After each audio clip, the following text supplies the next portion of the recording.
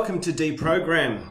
This is video number 70, and this is an updated introduction, which I'm making especially for the YouTube version only, just to let you guys know that I'm updating the thumbnails on my channel. So if you ever see me talking about one of my other videos and I show you a thumbnail and it doesn't look like the one you saw, that's just because as time has gone on and I've found the style that I want to use for my thumbnails, I'm removing the old thumbnails that had no consistent style and I'm just replacing them with updated thumbnails. So that's what I've done on this video, and you may see that throughout my channel. It's just because I'm updating things.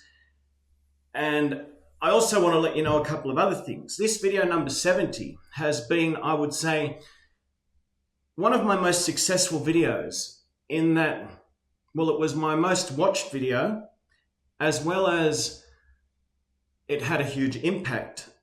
The idea of this video was how to defeat totalitarianism, how to use media and essentially social engineering in our favor, for the benefit of mankind, instead of to our detriment. And I suggested that we do that by forming a media organization. Since making this in September of 2023, a couple of media organizations did come together. There's IMA with Ryan Christian and Whitney Webb and Catherine Austin Fitz. They formed a media alliance. IMA stands for Independent Media Alliance. So they used my idea. They never gave me credit for it, but that was only ever going to be a temporary matter. Whatever made them think they could get away with stealing from me, we'll find that out. It was very upsetting for me at the time. It caused me a great deal of stress, but you know, I realized after really suffering over that for a while that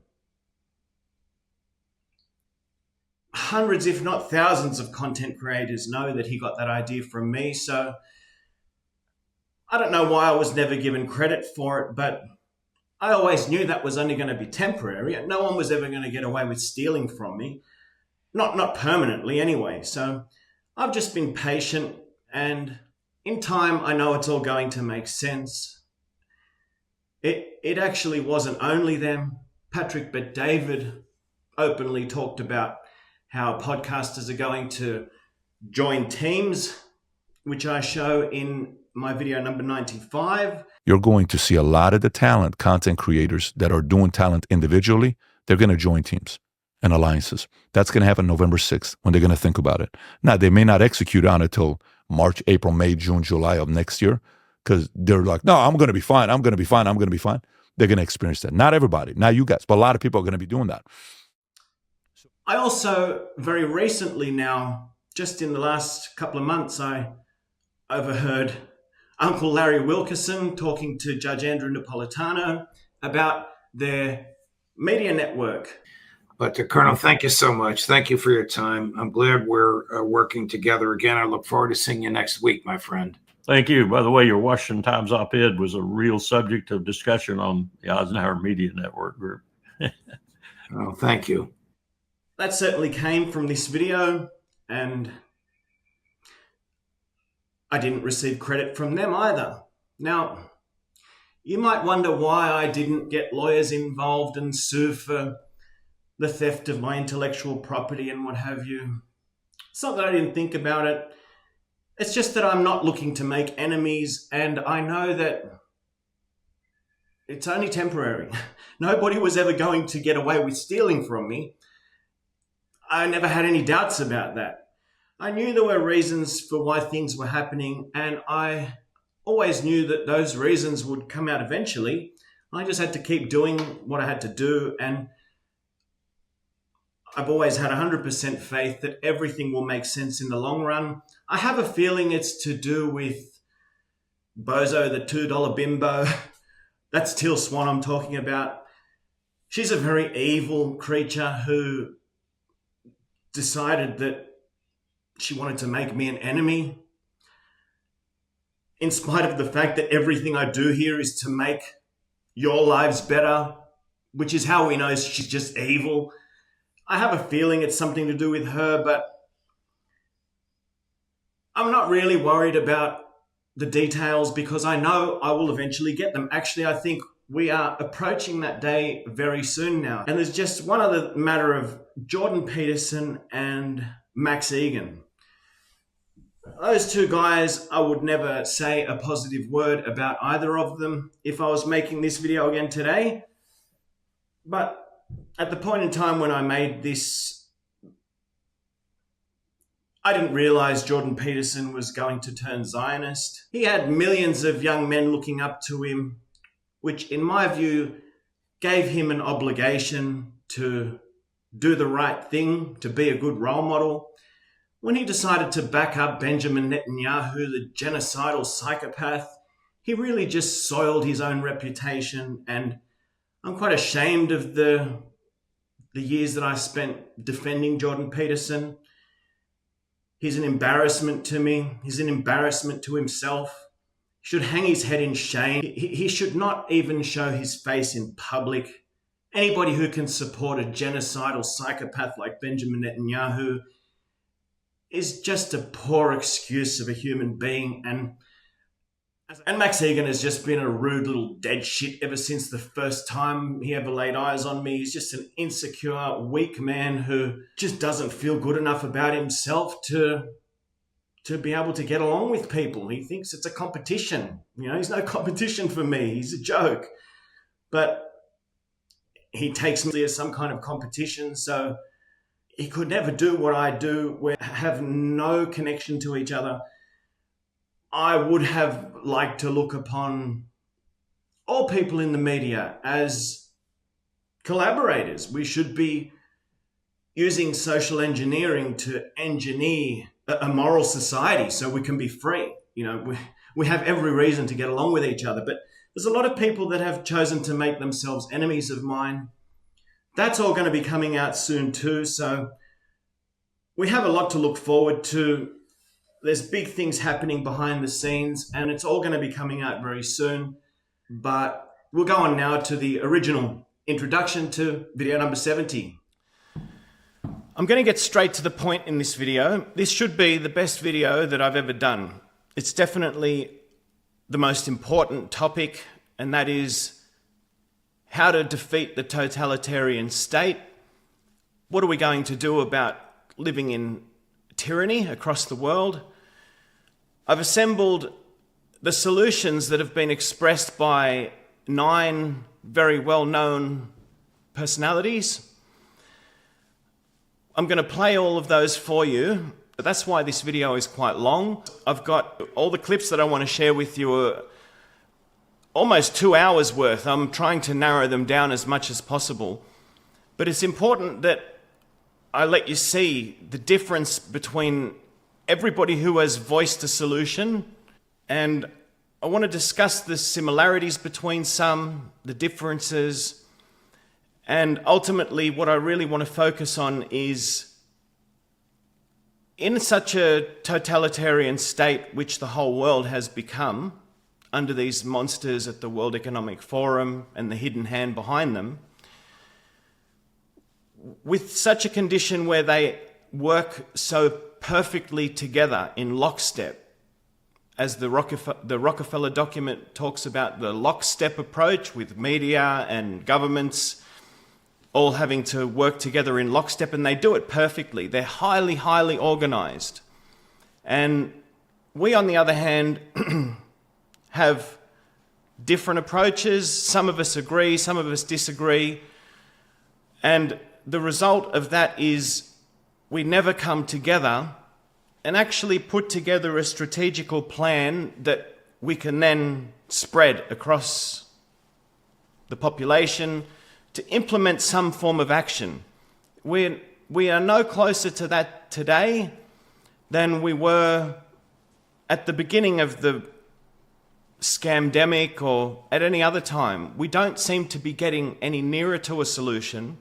So this video is to discuss the solutions that people pose And ultimately, at the end, what I want to get to is, through all my research, all the time I've invested in this, thousands of hours, I believe I've come to what is the most realistic and powerful solution that we could ever possibly hope to implement. And my intention is to get this video in front of people who have a large platform, at least for them to consider the ideas that I'm sharing here.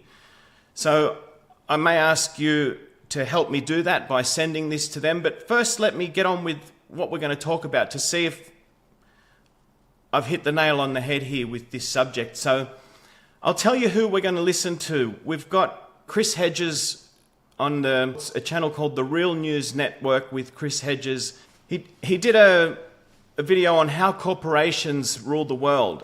And I want to play you some of that because there's some information in there that I don't think anybody knows about. Did you know that there is a secret court system that was put in place by some kind of a Nazi collaborator back in the 60s, I think it was?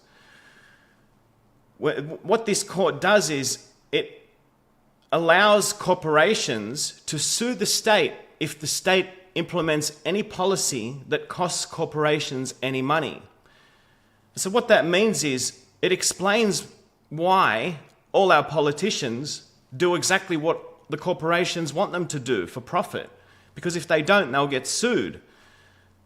In a world where we're all suffering the effects of inflation, inflation would be even worse if our politicians were independent, because they'd be getting sued left and right, and then there would be more inflation to cover the legal fees of all the court battles, and of course the payouts. The corporations would be getting paid out every time the state implements a policy that costs corporations money. The state can get sued and the taxpayer would have to foot the bill. So this is why all our politicians are just doing everything that they're told by Pfizer, Moderna, whoever. So I've narrowed down about a 46-minute video into just the most important parts that I want you to listen to from this Chris Hedges report that I want to play you. After that, I've got a short clip to remind everyone about what Professor Matthias Desmet, who really was like a breath of fresh air in the earlier stages of the scamdemic. He was the one that let us all know why people were just doing what they were told. This mass formation, this mass hypnosis that occurs when 4 very specific social circumstances are in play. And I'm going to make the case that they are in play still at this moment, and we're extremely vulnerable to this. After I've outlined that aspect of the totalitarian issue that we're looking at, I'm going to play you the solutions of Gerald Celente, Patrick Bet-David, Jordan Peterson, David Icke, Mark Passio, Max Egan, and I've also included Mark Steele, who is known as a weapons expert, specifically electronic or what you would call like directed energy weapons. If you look him up on Wikipedia, of course, they'll call him a conspiracy theorist, but he's just an electronic weapons expert. I want to share his solutions because I actually implement those, and one of them has me currently being threatened with arrest, being kidnapped. So I'll share that with you. And the last person will be John St. Julian. He is more of a spiritual teacher. It's only a short clip from him. But there are reasons why I'm playing these solutions from these people to you. I want to put it all together in a way that would just try to put out one clear and simple solution that if everybody can agree with, we can actually perhaps unite behind an idea. And that's the point of this video. So let's get started with the Chris Hedges report. He's interviewing a journalist named Matt Kennard, who will expose this secret court to you. and give you a bit of history on it. And I want you to pay careful attention to what he says about how back prior to the Second World War, conspiracy theories were very prevalent and the vulnerability that causes in society. Have a listen. The United States, like many industrialized countries, has undergone a corporate coup d'etat in slow motion, cementing into place a system of control the political philosopher Sheldon Wolin calls inverted totalitarianism. Inverted totalitarianism retains the institutions, symbols, iconography, and language of the old capitalist democracy, but internally corporations have seized all the levers of power to accrue ever greater profits and political control. Claire Provost and Matt Kennard, in their book Silent Coup, How Corporations Overthrew Democracy, chart the way the corporate coup d'etat was orchestrated. It examines the use of an international legal system to control and plunder the resources in the developing world, including the overthrow of governments that challenge corporate dominance. The authors expose the nefarious alliance between nonprofit organizations and corporations, one that prioritizes profit rather than justice. They document the weakening of labor laws and the evisceration of workers' protections and rights. To enforce this predatory behavior, corporations have not only created, in essence, a global Supreme Court, but raised and funded private mercenary militias to crush labor movements and intimidate and even murder activists. The subversion of democracy abroad is accompanied, the authors argue, by the subversion of democracy at home. The mechanisms of control is used to plunder the developing world are also used in the industrial world.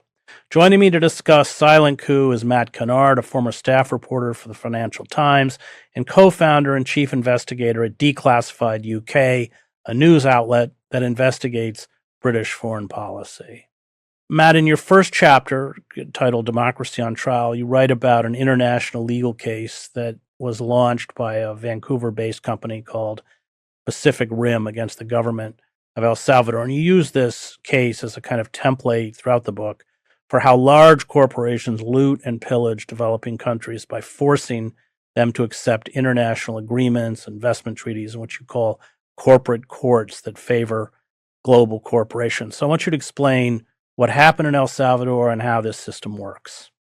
Well, I'll start with the system itself and then talk about the El Salvador examples. So effectively, what the system is a shadow legal system which operates across the world and affects pretty much every country in the world. And what it does is enshrines a system whereby multinational corporations can sue states for enacting policies they don't like, which they say infringe on their quote unquote investor rights. This was a system that was created in the heat of the decolonization movement and the end of formal empire. So the main body where these cases are heard is actually an arm of the World Bank, and it's called the International Center for the Settlement of Investment Disputes, ICSID. Very, very little knowledge about it in the developed world. It's everyone in El Salvador, for example, knows the name of it. It's called CIADI by its Spanish acronym, and when we went to El Salvador, everyone knows that. But that's something we can come back to. So this was created in 1966 by the World Bank. And the 60s obviously was a time when many countries in Africa and other places were getting independence, and a lot of people who had been fighting the imperial powers on the ground were now becoming presidents and prime ministers. Now, in that scenario, the traditional owners of the world were panicking, and they thought, how are we going to maintain control? How are we going to ensure our investments are protected when we don't have formal empire to rely on? We don't have a formal garrison of troops based in that country where we can just take out a leader if he does something we don't like. So they came up with this system, and in fact, it was the brainchild of a German banker called Hermann Abs, who was at Deutsche Bank, and he was actually associated with the Nazi regime as well. But after the Second World War, he thought that the world needed a system that could what he called a capitalist Magna Carta. And he made this famous, it's not a famous speech, it should be a famous speech, but he made this speech in San Francisco in 1957, where to a group of industrialists from all over the world, and all the bigwigs in America were there as well. And he said, look, this was in the context was, this was 1957. So the context was 4 years before, in 1953, MI6 and the CIA had to take out the democratically elected Prime Minister of Iran, Mohammad Mossadegh, because he nationalized the Anglo-Iranian oil company, what's now BP. The following year, the CIA had to take out the democratically elected president of Guatemala, Jacobo Arbenz, because he had the temerity to redistribute a bit of fallow land back to landless peasants. And then in 1956, there was a Suez crisis where President Nasser nationalized the Suez Canal, and there was an invasion by France, the UK, and Israel. And he was saying, look, we're going to keep coming up against this problem. We don't want to have a system where we have to go in hard, overthrow governments, assassinate leaders, whatever it may be. We need a legal system, an infrastructure in place where we can exercise power above the heads of these people. So even if we get a Nasser in power, an Arbenz or a Mohammad Mossadegh, they can't move. So his idea was to say, we need a legal system that operates above states. It's a supranational institution where investor rights can be enforced. He then joined with a British lord called Lord Shawcross, who was actually a Labour lord, and they wrote this document called the Abd-Shawcross Draft Convention, and it was a template for this system. And it kind of, nothing happened until it was taken up by the World Bank in the 60s, and then created as I said, as ICSID in 1966. Now, we went to the World Bank archives as part of the reporting in Washington, DC, and they were quite open on the inside about what it was about. It was about enshrining corporate power around the world. And also it was a geopolitical tool during the Cold War, because it was a way of enforcing corporate rule in countries that might be at risk of going to communism. But anyway, it kind of didn't take off as a system really until the end of the Cold War. And we mapped out and analyzed the number of cases, and it exploded after the end of the Cold War. And a lot of cases would have been taken against Eastern European countries, actually, because it's a major system that's enforced on countries that are reintegrated into the Western-backed economic system. When a country comes in from the cold, and we went to Myanmar, Burma when it was coming in from the cold, or they thought it was moving towards democracy.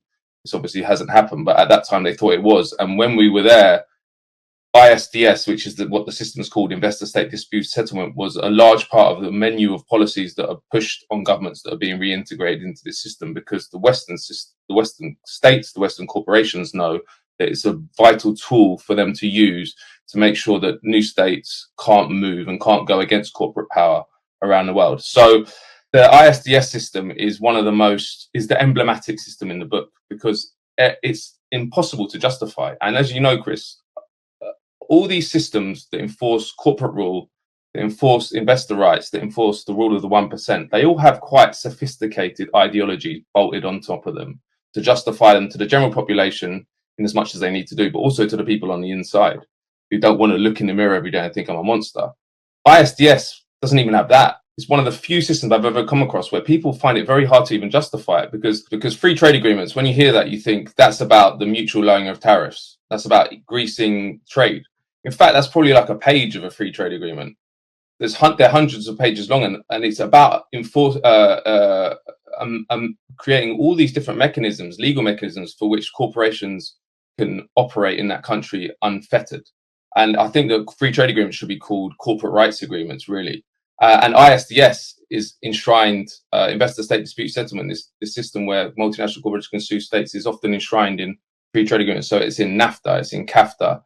It was going to be in TTIP, which was this touted as the biggest free trade agreement in history between Europe and the United States, which I think has been iced now. But and then there's bilateral investment treaties. So, and often countries don't even know what they're getting into. So it's the West, the developed world, has joined the race to the bottom and is basically finding any way to sell off the few remaining things that it has to corporations, and is basically in Britain, which NHS for many decades was a beacon in the world. People, it's the National Health Service. National Health Service. Yes, it was created by the Attlee Labour government after the Second World War. Free at the point of use. Anyone can use it. And me growing up, I'd go to. You never ever were asked about money when you went into a hospital to see the GP. It's amazing. But we're now privatizing the whole of the NHS and making it more and more like the American system, which is the worst in the world in terms of how much it costs to health outcomes. So why are we doing that? We're not doing that because the government's thinking, okay, this is a good idea. We're doing that because government isn't making policies. And that's how the world works. And you can't talk about it, but we need to talk about it, because otherwise people are going to be reaching for these conspiracy theories. And it's quite scary because, I mean, you've done a lot of work on this, but if you look at fascism, especially like the Nazi regime, before the Nazis came into power, conspiracy theories were prevalent, and all it took was a demagogue to come along and say it's all the fault of the Jews. It might be some different group next time, but the point is, the level of discourse now is waiting for someone. You've got Trump in the United States. He's a good example, like he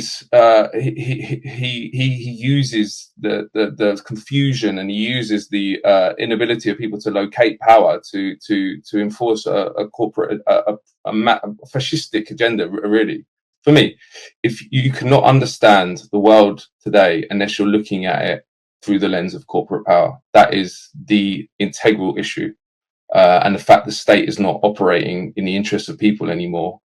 And there's no form of democracy because it's been completely destroyed by corporations. So it's about enforcing corporate rule under the guise of development, under the guise of humanitarianism, and under the guise of aid.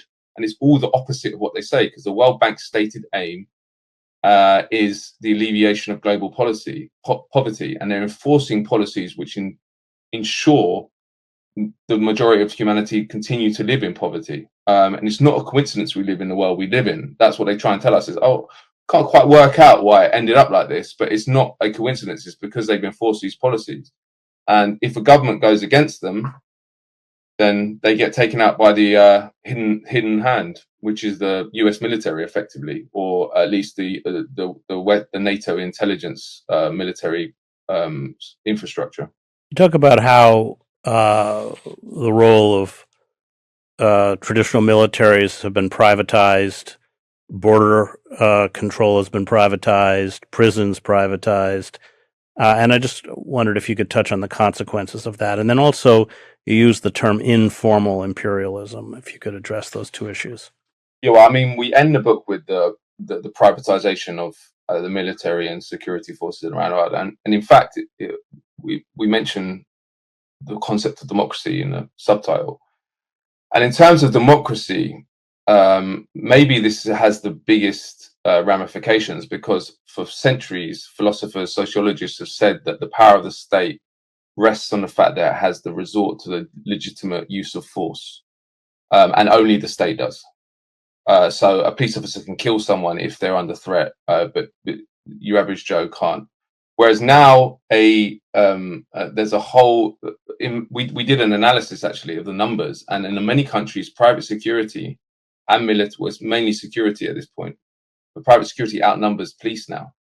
So what does that mean? And then obviously there's the privatization of the military as well, and that was my first book that I wrote was about the US military. And Donald Rumsfeld made this famous speech at the Pentagon on September 10th, 2001, where he's basically said we need to privatize the DoD's services. It kind of got forgotten after the atrocities of the next day, but the plan was enforced. And in fact, I think in 2007 or 8, there were more private contractors working for the Pentagon than there were DoD personnel. And obviously you got the Wagner Group in Ukraine. This is a major trend, and we're at the start of it as well.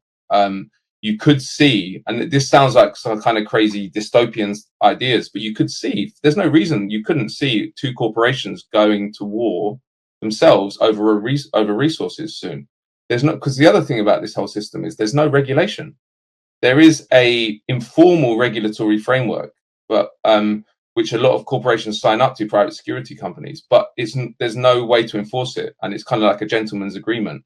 And that's something actually that the Western countries and Russia have colluded on, because they don't want to regulate it, because it gives them one of the major facets of this system for states, and one of the major benefits for them is the lack of accountability. Because it's the plausible deniability. If you get a private company to do it, all the mechanisms that can be enforced on in the UK, the Ministry of Defence, or in the US, the Department of Defence, they disappear. We can't send Freedom of Information Act requests to private contractors. It's much easier to hush up atrocities. So it's in the interest of states to subcontract this out in terms of accountability. So it's really worrying, and that goes to what you were asking about Rivera in El Salvador. Like, it's much easier to cover up atrocities if corporations are doing them, and if it's outside of the state framework.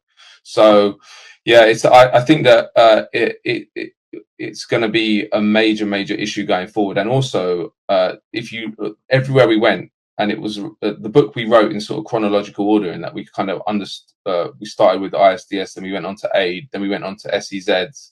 And then when we were looking at SEZs and the chiseling off of physical space, we started understanding that the world that was being created by this corporate system, by this rule of the 1%, was a world of a small elite which was just becoming richer and richer, and then a society on the outside that was becoming more and more desperate, destitute. And in that scenario, you have that 1%, or even less than 1%, has to wall itself off from the rest of that society that it's destroying, and it has to guard that with these private security forces. So it's something. I think it's a symptom of the disease, and the disease is corporate power. Great. That was Matt Kennard, a former staff reporter for the Financial Times. So that was the longest single clip that I have in this entire video, and the reason I had to let that whole clip play is because I wanted you to hear what he said about the private mercenaries and the military and police, and how so many of them have now gone private. Instead of working for the state, they're working for private corporations. This poses the most serious threat. So before we go on with the next clip, I want to tell you, why am I doing this video? You can see I don't have many subscribers. Why am I not just earning money, working on my property, doing things that will improve my own life personally? I can see that we are in a highly vulnerable position. All it's going to take is a dictator to come along and give the orders to go out and force injections on people, or lock people in their homes, or whatever it is.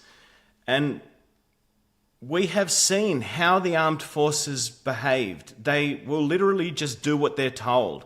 If they're told to go out there and make sure nobody's on the streets, we'll be locked in our homes again. If they're told to go and inject people with a poison, they will do it. And so, before we go on with the solutions, I just want to play you a short clip from Matthias Desmet. Professor Desmet is a professor in psychology. He introduces himself here. Have a listen to this. I have 2 master degrees, one in clinical psychology, one in statistics. And in the beginning of the crisis, I started to study the statistics a little bit, and I immediately had the impression that the initial mathematical models and the initial statistics all had indeed dramatically overrated the dangerousness of the virus. That was the moment when I started to think how it was possible that an entire society and an entire population was in the grip of a narrative which in many respects was blatantly wrong or absurd. After a few months it became clear to me that the only mechanism that could explain what was happening in society was what is usually referred to as mass formation. The process of mass formation is identical to hypnosis. An individual that is in the grip of a process of mass formation typically becomes radically blind for everything that goes against the narratives where the masses or the group believes in. They seem to have lost all interest in the things that were important to them before the mass formation started, which make them radically willing to self-sacrifice, to sacrifice themselves for the collective. Obviously, you don't like to tell people what to do, but sometimes for the good of society, that's necessary. They become radically intolerant for dissonant voices. And this typically goes further and further and further. People who do not go along with the masses are stigmatized, and in the end, the masses typically are inclined to destroy the people who do not go along with them. And they do so as if it is an ethical duty to do so. That's something that was observed in all major examples of mass formation in history.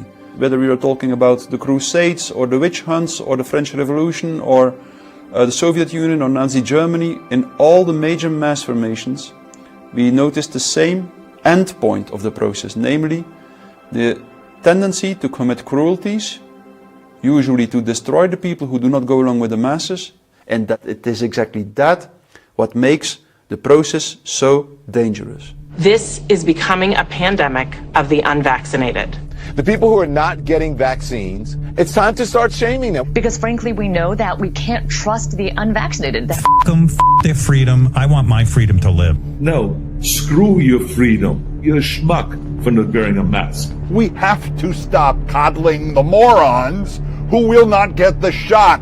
Shame on you. No mask, get out. Put on your mask or get off.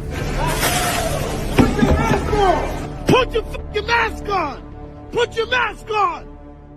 I want to go a little bit deeper into the idea that COVID gave people meaning.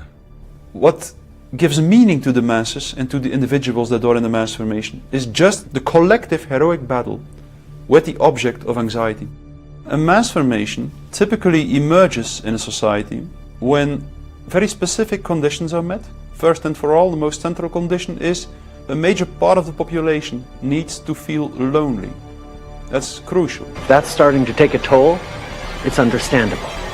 But we can't afford to stop now. Go home and stay home. Once people feel disconnected from their environment, they will typically start to experience a lack of meaning making in life. And then, in a third step, once people feel socially isolated, confronted with lack of meaning making, they will be confronted with anxiety, frustration and aggression. And under these conditions, if a narrative is distributed through the mass media, indicating an object of anxiety and a strategy to deal with this object of anxiety, they suddenly connect to one small object of fear, for instance the coronavirus, and then people don't feel lonely anymore. They feel connected again. But the new kind of social bond is highly problematic, just because the bond is never between individuals. It's always a social bond between individuals and the collective, through which an individual shows that its own individual interests are less important than the collective interests. You are not doing this for yourself. It's so you don't kill other people. If you don't take it for yourself, you will take it for your family. Sounds trite to say it, but we're all in this together. Would it be accurate to say that at the root of all of this madness is our intrinsic desire to be connected? Yes. I think that mass formation shows us that people are intrinsically social beings. And if they feel lonely, they will suddenly do everything to feel connected again, even sacrificing themselves. In the confrontation with emerging totalitarianism, the most important thing is always that the dissonant voices continue to speak out in a sincere, honest, and peaceful way as possible. Non-violent resistance is what always works best. It's a bit cynical, but it is in the end good news. That mass formation and totalitarianism always destroys itself in a relatively short time span. If the people who do not go along with the system continue to speak out, they will succeed. Okay, so I'm doing my part. I'm continuing to speak out. Sadly, I know this is futile. The only way what I'm doing right here will make any difference at all is if I can inspire you, other people with a big platform, to work together, because as long as we are speaking out in isolation from one another, well, we will continue to get what we've got. We've seen what that does. Nobody out in the masses will actually get on board and get involved in any form of action because they all feel lonely and socially isolated. People don't have a plan to unite behind. Everybody's saying something different, and that's what we're about to get to. But before I go on with that, I just need to emphasize, for anybody who is not crystal clear on the crimes that were committed, I just want to show you one small detail that was on the Pfizer data that all the health institutions, that Pfizer themselves, everybody knew about the death and destruction that was going to be unleashed upon the world. Have a listen. Yes, let's take a look at what they've done to people. The Public Health and Medical Professionals for Transparency put in a Freedom of Information request for Pfizer's post-marketing data regarding their vaccine, but it was denied. So they sued the FDA, and now the document is available to those who care to seek it out. This is a Pfizer internal document, proprietary and confidential. This covers the first 2.5 months of data. And if you look in the lower right-hand corner, I'll move my cursor to that area, 1,223. That is the number of fatalities reported by people who received the Pfizer vaccine. The swine flu vaccine in the 1970s, that was taken completely off the market after only 50 suspicious deaths. Within this document, there are 8 pages of injuries and deaths reported. Acute disseminated encephalomyelitis is an acute swelling of the brain and spinal cord. Cardiac ventricular thrombosis, that's a blood clot inside the heart. Now, this is an amazingly exhaustive list. How on earth is the public not absolutely livid over this? I mean, because they don't know, that's why. All right, so that Pfizer data will be linked below this video. The page number is page 7. If you want to see that chart that showed the 1,223 fatalities. And the date on that data is April 2021. So that was right at the very start. That was before the vaccines were injected into people. They already knew about the death and the injury. Remember, it's not just the 1,223 deaths. There were 50,000 people in that study, and more than 40,000 of them got seriously injured. And they still did it. This is the biggest crime in history. And these people think they've gotten away with it. Check this out. There's a baffling medical mystery in regional and remote parts of the country. Rates of rare cancers are higher than in the cities. The chance of survival lower. Doctors are stumped but believe there are undiscovered reasons why. The government telling us it's unacceptable. Yeah, mysterious medical mysteries, of course they are. Australia is in the grip of a baby drought. We just aren't producing enough children to maintain our population without the help of immigration. And even that's not guaranteed, with fertility rates declining worldwide. The reason mostly is economic. Reasons are not economic. Clearly, the data showed before they were unleashed upon the world. The data already showed that those injections were going to maim, kill, and sterilize people. That was the intention. That's what was done. And the same people that sold it are now selling the excuses. Oh, it's the economy. It's a mystery. These people need to be put in prison. They need to have their assets seized because they are living off the proceeds of crime right now. You see, this subject really bothers me. If you can imagine the trauma I had to live through because my father sold some cannabis. He was put in jail when I was 12 years old. My mother was already dead. I had no other way to survive, and I had to survive, and it wasn't easy. My life, my childhood was an absolute misery.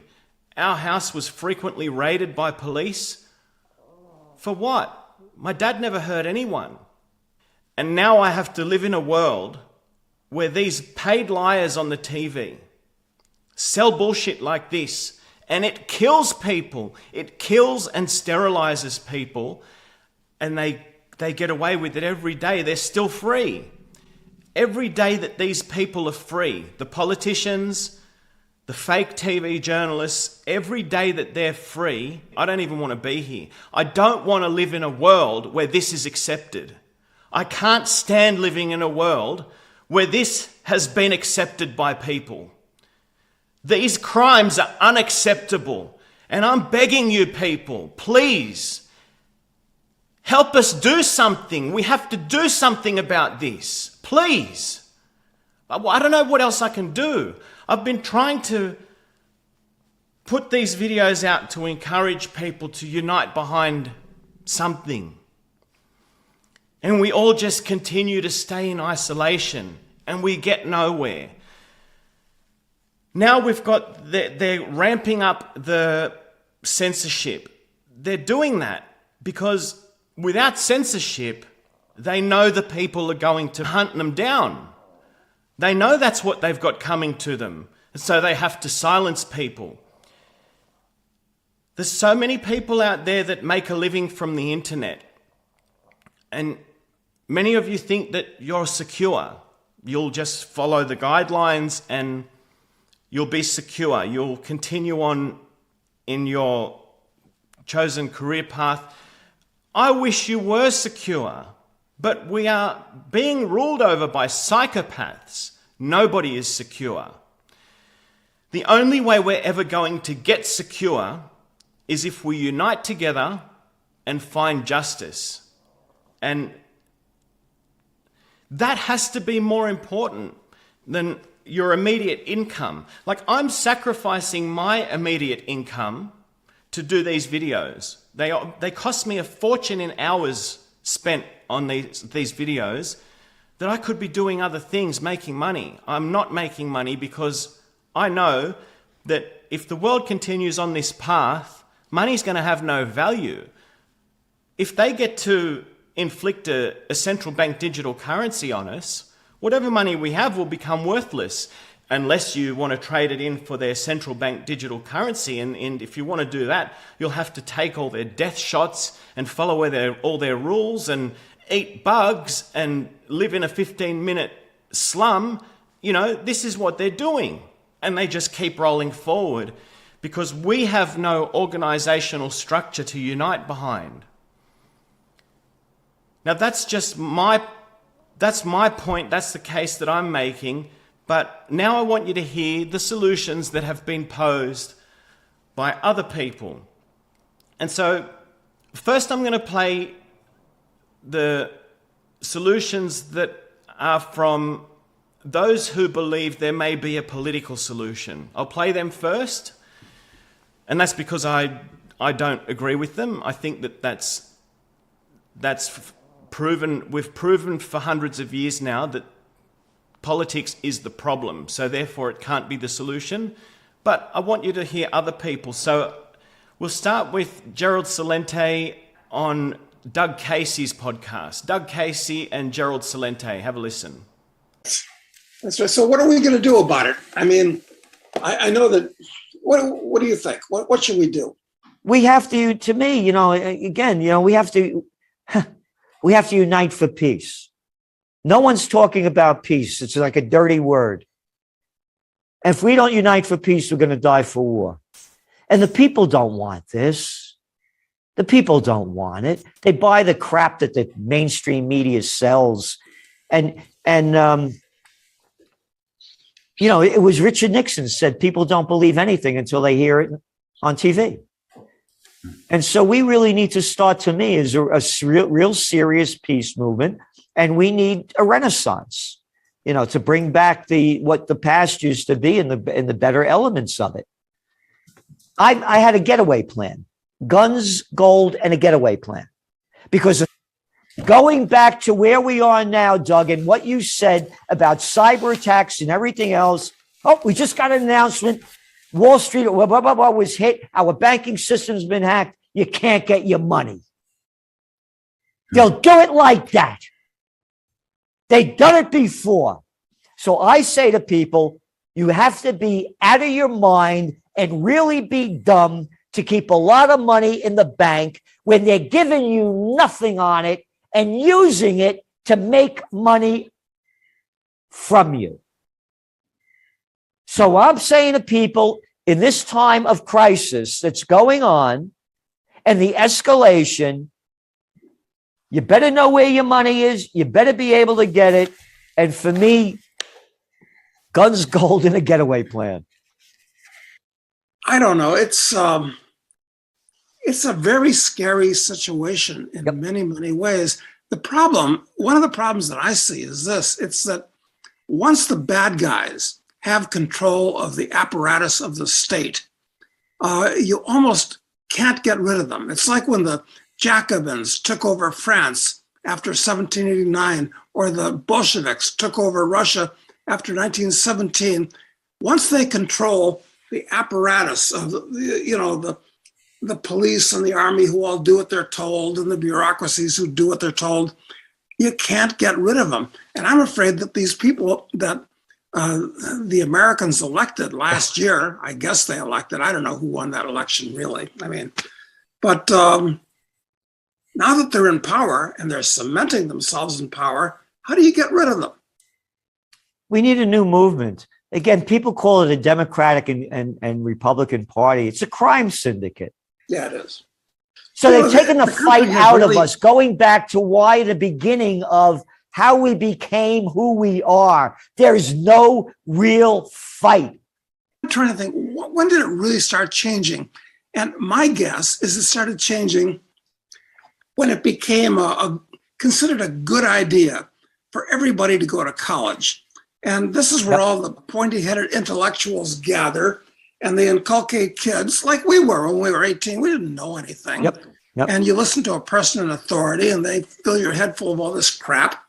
And it takes a long while to unlearn these things. And who is this Russian guy? Was his name Yuri Bezimov I'm talking about? Yes. He said that 3 stages of taking over a country is first is demoralization, and that was done in the colleges. Destabilization, happening now, and then crisis, which is happening now for sure. I'm not optimistic. I think you're right. It would be nice if the people rose up. But listen, not only did they elect Obama, but they reelected him, and they reelected Bush, and they reelected. I'm afraid the battle has been lost because psychologically speaking, we've turned into a nation of whipped dogs. How do you turn that around at this point? Well, where's this going to end, Gerald? I said if we don't stop it, it's going to be the end that Albert Einstein said. That's why I'm as passionate as I am. As a visionary, I see us leading into World War III. We have sociopaths and psychopaths and pathological liars in charge. Look what they did to us, how they robbed us of our freedom. And they sucked the joy out of life with the stupid fighting the COVID war. And look at how the people lined up. The fact of the matter is we're like salmon trying to swim upstream at this point, because the trend of society and the world has been against us for some time, and it's accelerating. The only thing I can hope for is that maybe they'll blow themselves up before they really cement themselves in power and turn the U.S. into the new Soviet Union. I don't know. Well, here's what I would say. Once upon a time, there was a guy by the name of Samuel Adams. And he said it does not take a majority to prevail, but rather an irate, tireless minority, keen on setting brush fires of freedom in the minds of men. And when the revolution happened, what do they say? Under 5% of the people supported it. Yeah, that's true. And there is that irate, tireless minority. The U.S. convoy and all that, but it seems like neither one of them went anywhere. So what's next? This summer, maybe if the economy collapses, I think that's the next big one. We've had the COVID thing. I'm sure that global warming is the next thing that's in the wings as a hysteria to lock things down. But I kind of expect financial chaos, and that will lead to economic chaos, which will lead to political chaos, which we already have, and then social chaos. What's the bright side of all this? How are we going to emerge on top of this? Because aren't Americans at this point so indoctrinated? They're like whipped dogs. It's not like Again, it used to be. you have to get the irate, tireless minority. And I believe there's never been a better time for a new party. Never. And someone that runs for freedom, for peace and justice, a peace candidate, the right person doing it, I think you'd win. And that, again, becoming a self-sustaining economy before they gave it all away. The people are ready for a new movement. But you try to talk to the people that are running the candidates, they're these arrogant people with no skills at all. And that's why they're not winning. They don't have the fight. The people are ready to follow, but the system doesn't have the people in it to lead the charge. I agree with Gerald that it's the irate and tireless minority who are going to turn this around. But what he says there about that there's never been a better time for a new party. How many more years do we have to watch this political system follow on in a direct line straight towards the United Nations Agenda 21, or they call it their Sustainable Development Goals? In a straight line, we're going straight forward. There has never been any diversion. For decades now. If you look at my channel, you'll see these videos. Have a look at this thumbnail. It's a 4-part presentation by the late Rosa Chiori. She talks about the United Nations Sustainable Development Goals are being implemented across the Western world. We've been going straight forward towards that without any deviation for decades now. That 4-part video is from 2012, and it's 10 years later now. You would think she recorded it yesterday. Everything in it is perfectly relevant to today. The scary thing is that it was made 10 years ago. So imagine how much further along the progress that these monsters have made actually is. It really troubles me to see the way people who... Gerald Celente is a real fighter for freedom. He fights. He gets up twice a week, puts out content. Actually, no, he does 2 videos, and he's got... he interviews Judge Andrew Napolitano once a week. He puts out a lot of content. I'm a subscriber to his magazine. He puts out loads of content. He's a real fighter. But even a real fighter like him can then turn around and say, I believe it's time for a new party. A new party? How many decades have we been doing this for? Every new party is the same as the one before. The system is rotten to its core. It's like a cancer has gone metastasized right through it. It's nothing but a cancer. The few people, like here we have Malcolm Roberts and Pauline Hanson.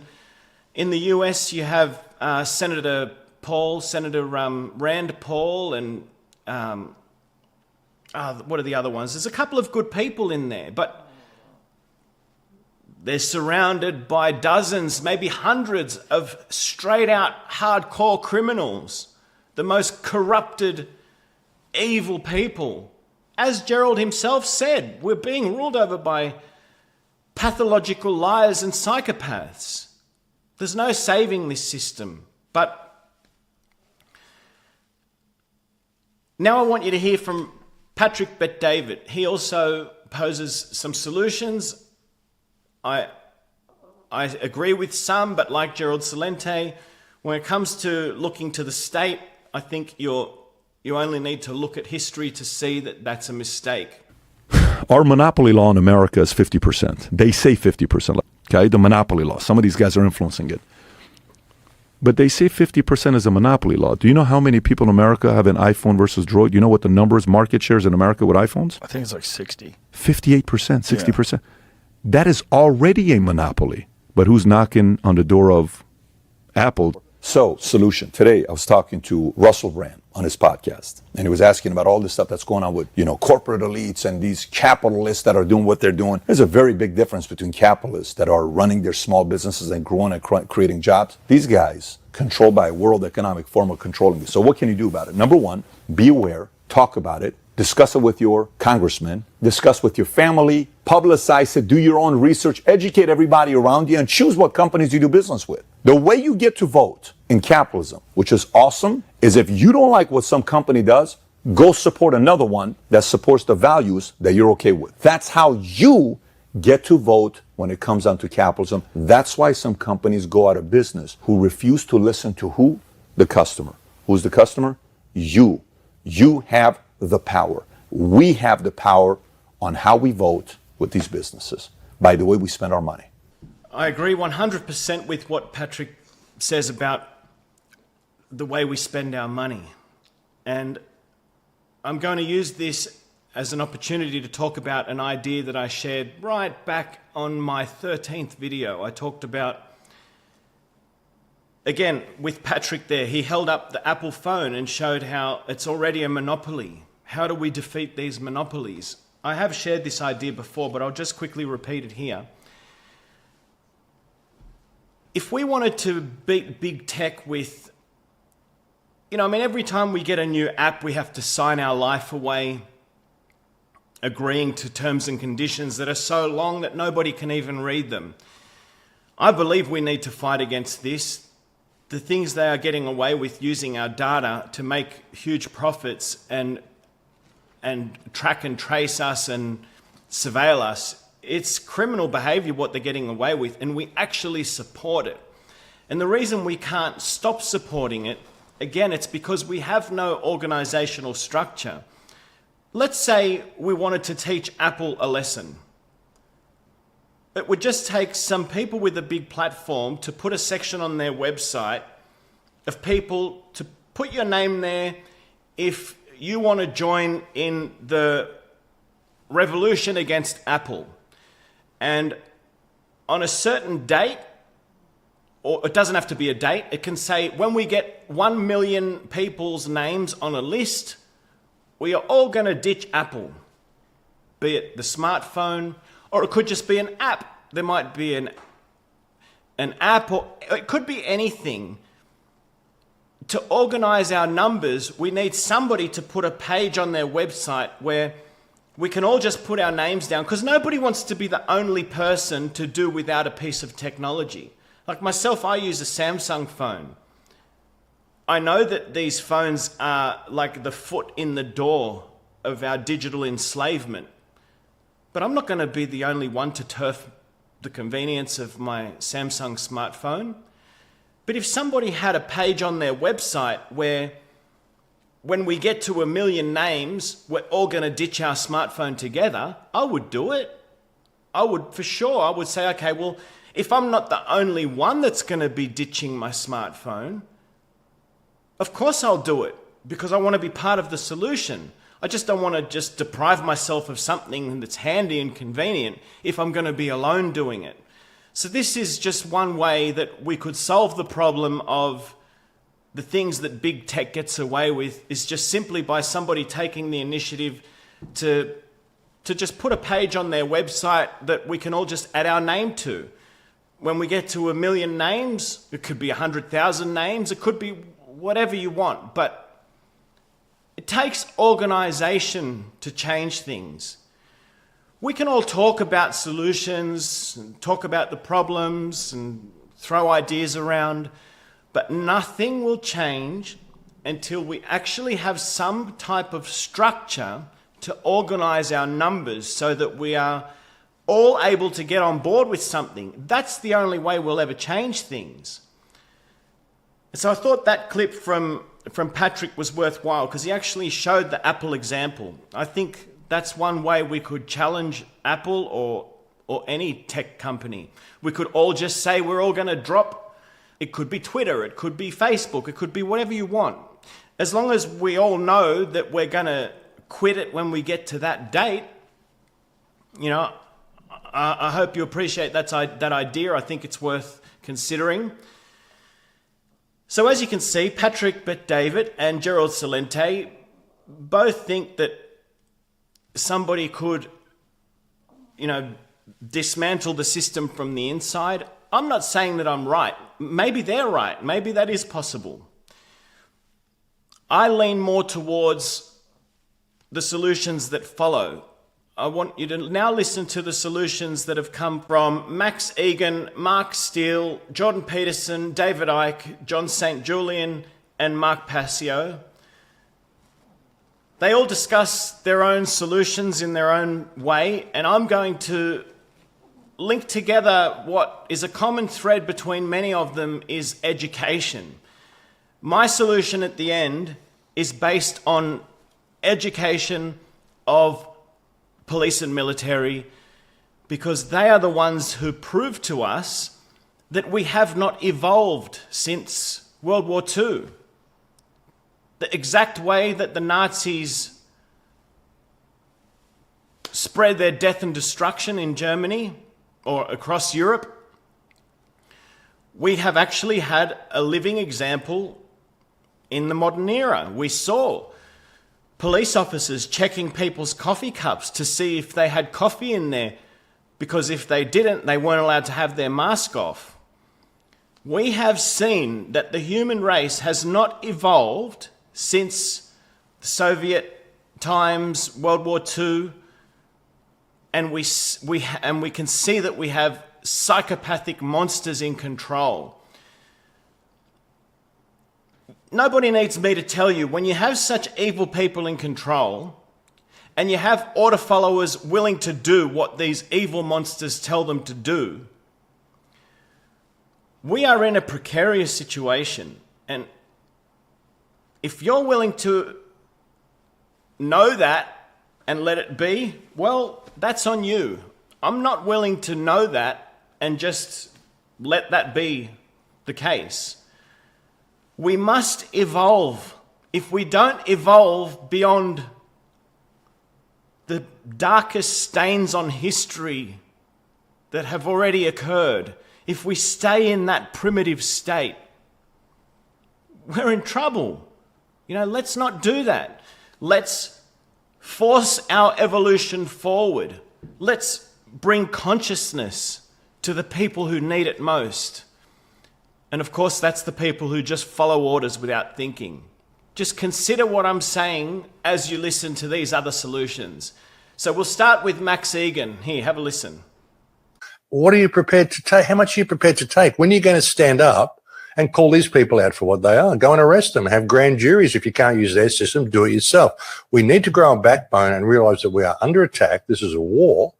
And we need to take whatever steps we need to do to protect ourselves and to get these criminals out of power. But like I said, it's got to be done from a place of love. How much are people going to take? It's like the guy asked before when he was asking that question about the Second Amendment. At this point, we're living under corporate and medical fascism. This is tyranny. When do we get to use the guns? No, and I'm not, that's not a joke. I'm not saying it like that. I mean, literally, where's the line? How many elections are they going to steal before we kill these people? Yeah, and it's a valid question. We are the only ones that are going to stop this because we're the only ones who can. Like I said, this whole situation has come about by people having this misplaced belief in authority, this need to do what they're told, this refusal or fear even of stepping into their own personal power. And we are so powerful, folks. Look what we've done. Look what we've allowed to be done to us. This is through our power that they've done this to us. It's through the authority that we have granted them. That power comes from us. The government's power comes from us, through us granting them this authority over us, when they actually don't have any. You know, it's just perceived authority, folks, and it's completely misplaced. So try that. I mean, next time the government wants you to do anything, ask them to please first establish their validity, because you have no confidence in their ability to govern. you have no confidence in their ability to even be able to tell a basic truth, you consider them to be a bunch of liars. Just the last 3 years proves that to be correct, and if they can prove otherwise, you'd like to have that confirmation given to you, please, because at the moment, you are not in a position to be able to trust any of these people for your own safety, for the safety of your children, and for the good of the country. So these people need to first establish their validity before you're even prepared to listen to what their demands or dictates are, or anything they have to say at all. Bit of a party going on here today, folks. So yeah, I mean, that's a good approach. That's a good start anyway. For people to at least take that amount of power back to themselves. Okay, you want to tell me to do something? Who are you? Show me that you're someone I should be listening to. It doesn't matter that you're sitting in this office and you've got this little fancy letterhead on your desk and you've got this position of authority or perceived position of authority, because everything that's happened over the last 3 years indicates that I should have no trust in you at all, and that I can have no trust or confidence in your ability to do or say anything truthful, anything meaningful, anything that is going to be a benefit to me or society. So prove me wrong. Please establish your validity to me, and then I'll listen to what you have to say. And by the way, if you can't establish your validity and prove to me that you are a person of integrity, I intend to take legal action against you. What is even possible within this corrupt legal system? And if the system fails, then we the people will form common law courts and do it ourselves. We have the ability to do that because we've put down all our shit with each other, and we are now a united force for freedom, and we can do this. We can, folks. We can do this. We've got this. If people can just agree to disagree. You know, when I listen to Max saying all of that, what I always think to myself, because he frequently says similar things, and every time he says it, I think to myself, if there was millions of people hearing that, and we would all know that our neighbors heard the same message, we might actually do it. We might really follow those steps. But I'm sure Max realizes, regardless of how many subscribers he has, regardless how many subscribers any one person has, it's always just a small percentage of the overall population. So all the ideas that you're about to hear from all the following people, everybody that listens to these ideas, we all know that nobody else around us heard that message. So most people are not likely to follow any instructions or take the initiative to do any of the suggestions that are shared by all these people who independently share their solutions, because we all think that we'll be the only one doing it. You know, just like the example of the Apple phone, you know, the way to get some power over the tech corporations. Nobody wants to make sacrifices when we think we're the only one doing it. And sometimes I think Max maybe doesn't think of that. I don't know. I'll send this video to him. So now I also sent him this video number 40 back, I think it was November last year. And following that is when he started talking about that we can form common law courts, which of course we can do. But we need to get the armed forces on our side to do that, because they're the ones who have access to the prisons and the cells. And they're the only ones that have the physical power to set up an actual, like, functioning court system. We have to get them onto our side. But all in all, I agree with everything that Max says. I just think it's such a pity that everybody, including Max, says their solutions in isolation from one another.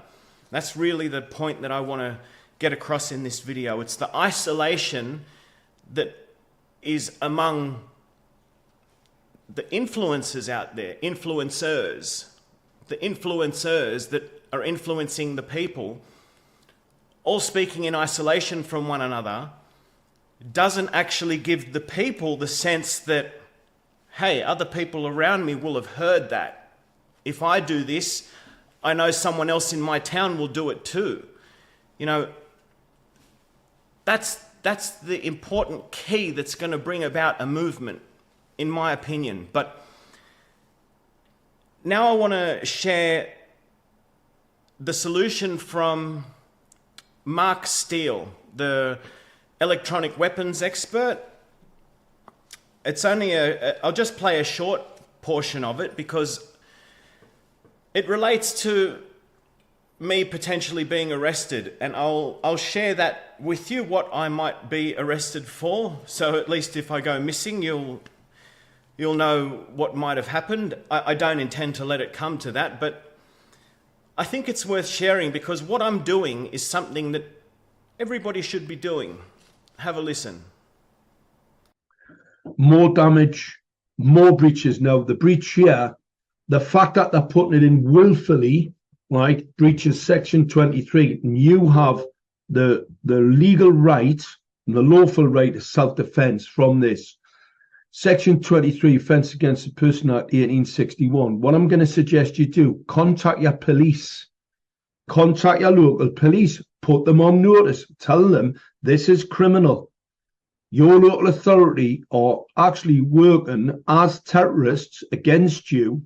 Was to terrorise, right? Terrorise the general population and breach the Terrorism Act 2000. The BBC conspired to keep Britain locked up. It was a conspiracy working with the government. Hancock stating that when was he going to deploy the next variant, you know, so they could keep everybody in a state of fear. These are all criminal acts. And Matt Hancock should be arrested for willful misconduct in public office. What I'm going to say to people is make that complaint to your local plod. Get on the phone to them and go down there in numbers and ask for the arrest of Matt Hancock. Matt Hancock, there's enough evidence on this page here to have him arrested. It was actually even in the mainstream media that everybody's looking the other way. This is what we have to push this. Everybody fighting this needs to come together, and we need to stop these scum, because that's what they are, rose to the top because of the scum. How do you fight against this asymmetrical warfare? Number one, Bill of Rights, 1688, the law, 61, right? Political protection, very helpful. Non-funded terrorism, do not fund your local authority. You refuse to pay domestic terrorists. It is an offence to pay terrorism, international or domestic. Stop paying them. Our communities, get organised, off-grid living, start looking for other food supplies and start getting together in groups. It's really important because they're coming for you. Unified responses, gatherings, demonstrations, be there, get out there in the flesh, unless you're operating in the dark, which is a whole other thing. But as long as you're doing something, energy, make sure we keep hydrocarbons and we keep cash. Start to put pressure on your local councils, your local MPs. Start knocking on that door. If they're that thick, they can't see this. It's as plain as the nose on your face. Lawful arrests. Start making arrests, right? You've got the power of self-defense when they come to your home, when they try and fit that smart meter, which is going to murder you. It's going to lead to your death. Anybody going along with this, right, or just facilitating. If you're funding them, you're facilitating terrorism.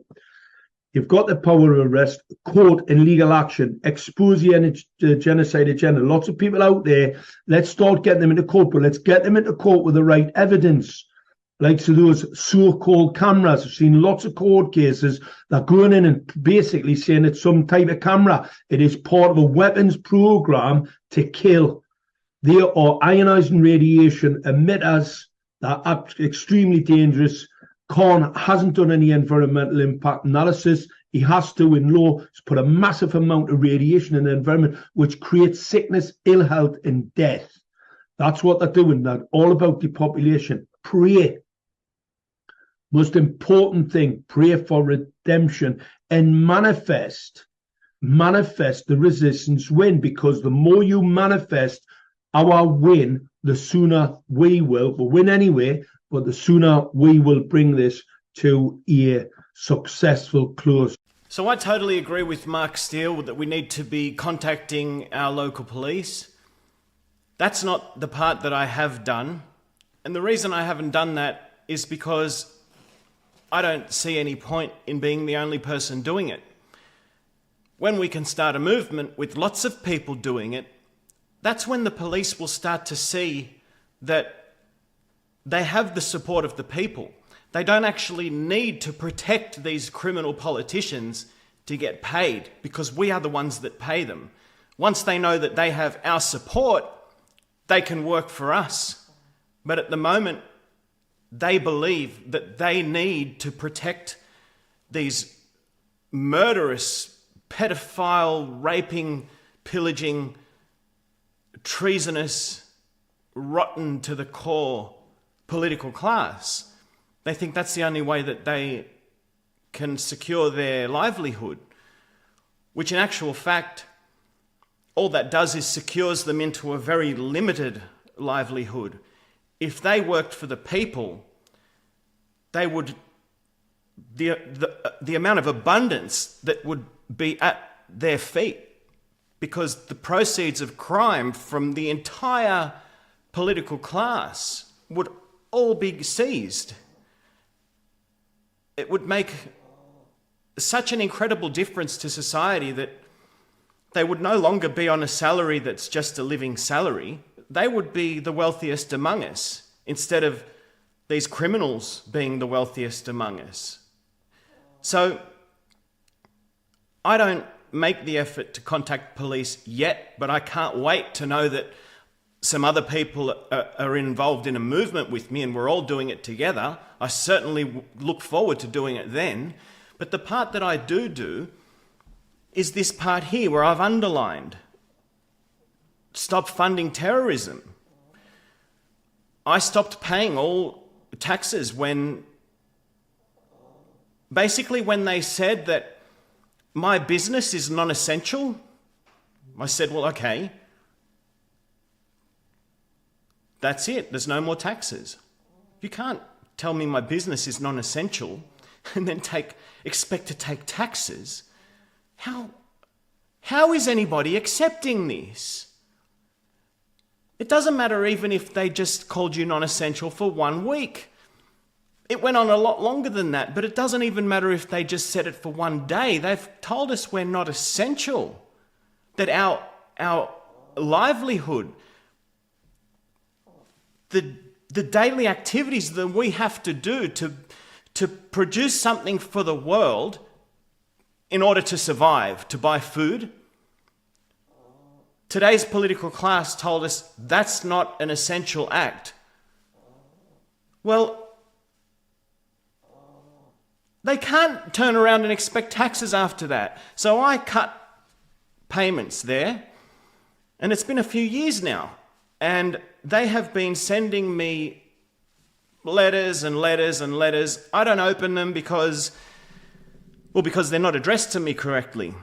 And this is where my story gets a little bit interesting, because the underhanded things that my council have done, you just wouldn't believe.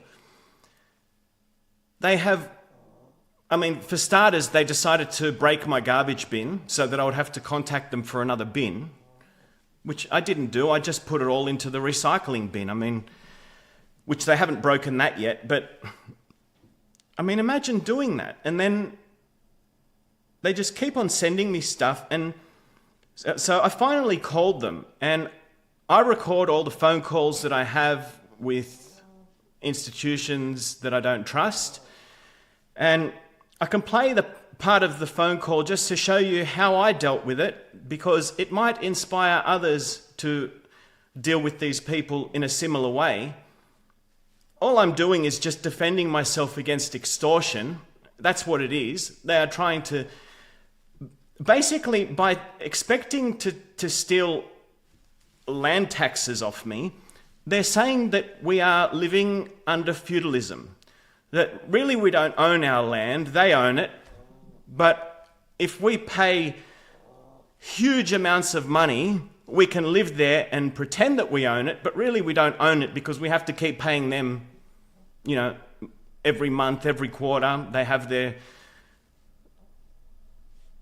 justification for extorting revenue out of us, which is unjustifiable. After the crimes that they have committed, it's unjustifiable, because now that we can see the crimes that government has committed, if we fund them, we are funding terrorism, definitely terrorism, but also mass murder.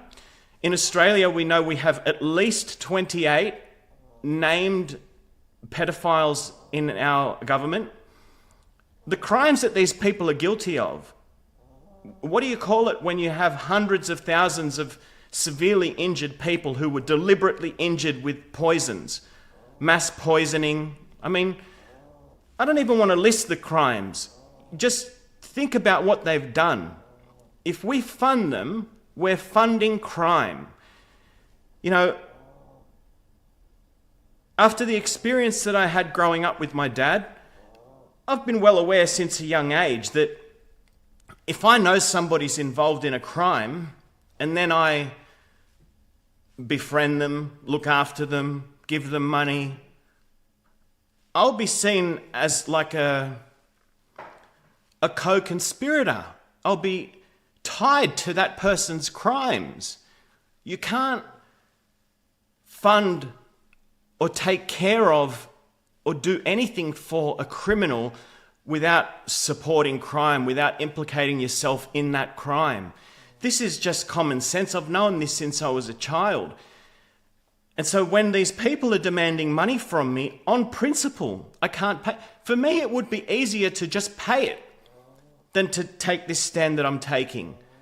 But if I pay it, then I have to live with my conscience that I'm actually supporting their crimes. And, you know, I just can't live with myself doing that. So this is what I have to go through. So have a listen to how I dealt with it when finally the amount of mail they'd been sending me, it just got so ridiculous. And after I let you listen to the phone call, I'll show you the next tactic that they used to try to get money out of me. Have a listen to me dealing with my counsel. By the time I start this bit, I had already been on hold for 20 minutes. So here we go. Hello.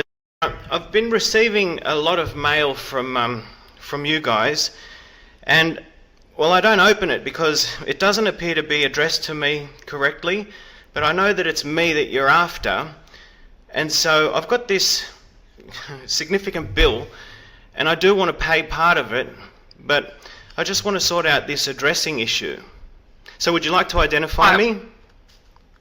What's the address of your property that you're inquiring about? It's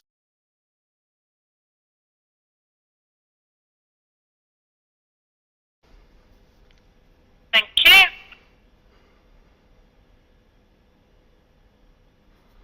And what was your first name, please?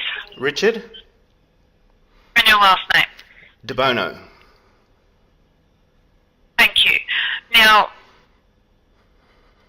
so you're saying your postal address is incorrect? No. But when you write my name in all capital letters, that's a third party. That's not me. My name is written in normal English, like uppercase R, and then lowercase ICHARD, and then capital D, lowercase e. So you see, the point is, it seems to be some sort of a fraud going on with this, the way the documents are distributed. So I don't open mail that's in all capital letters. And now I see that it's got to such a high amount that you want me to pay that I thought I'd better just give you a call. Okay, I'll just pop you through to the Revenue Department. Won't be a moment. Okay, Thank you. Thank you.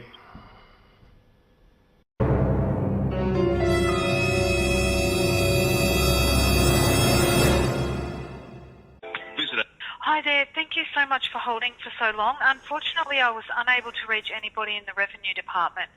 Okay. So what I'm going to have to do is send through a message to the team leader of the Revenue Department and get him to give you a call. Okay. I would like to pay all the waste management portion of my bill. If you'd like to take that from me, I'm happy to pay that now, and then I can address the identification issue, you know, with the person that you want to get to call me back. Would you like to do that? I can transfer you through to the self-help line for the payment. Yes, that's fine. So your address is... Yeah, but I need a person because I need you to tell me what portion of all this money is for waste management. I haven't personally calculated that myself. Because there's so much mail for me to go through. For me to calculate that will take me hours. Are you able to do that? No, I'm unable to do that, unfortunately. That would be someone from the Revenue Department. So I will get them to give you a call. So, well, I don't know if this is any constellation, but all of our names in our system are in capital letters. It's just the way our receipting system works. So, I mean, yeah. Yeah, well, the thing is, I've been looking deeply into the English language and the way that council and government are doing this thing with the all caps name, and from what I can understand, the all caps name is actually a third party, which is a non-existent party.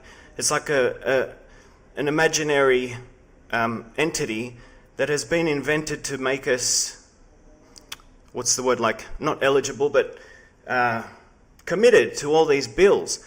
And I want to pay for anything that I use. That's why I want to pay you for my waste management. But for all this other money you're asking for, I mean, the government has destroyed my business, my relationships, my health. You know, I mean, I would have a counterclaim for money that the government owes me. So I can't just very well hand over, $6,000 when the government's actually really hindered me from my earning capacity. Does that make sense? Not really, to be honest. But anyway, I'll just have to pass this on to David because it's not something that I feel comfortable in kind of discussing, to be honest. That's okay. And it's not really my... I don't blame you. I don't want to be discussing this either, but you keep filling up my letterbox with all these letters. So, and it is fair enough that I should pay you for waste management, so I'm happy to do that as well. Yeah, so I'm more than happy to pass this on to David for you, Richard. Okay. And then you can chat it over with him. I don't mean to sound ignorant or anything like that, but it's No, not that's okay. something that I'd like to get involved with or anything like that. So I'll definitely pass it on. Can I just confirm that your phone number... That's right. Perfect. All right, I'll pass that on to him right away, and he should get in contact with you hopefully this afternoon, okay? Okay, sometimes I'm a bit slow to get to my phone, so if I happen to miss the call, I'll call it straight back as soon as I see it. It might be like within 30 seconds or 60 seconds. Will you just let him know that, please, just so I don't miss him? I'll certainly put that on the note, yes. Great, thanks very much for that. You have a good afternoon. Thank you, you too. Okay, bye-bye. Bye. I hope that helps bring some attention to the fraudulent use of the all capital letters name that all the government bills come in. A lot of people might think that we need to pay taxation for infrastructure. I hear that argument made quite often. And it's a question of mathematics. What people need to do is just try to wrap your minds around mathematically how much money they take from the people, one, in taxes.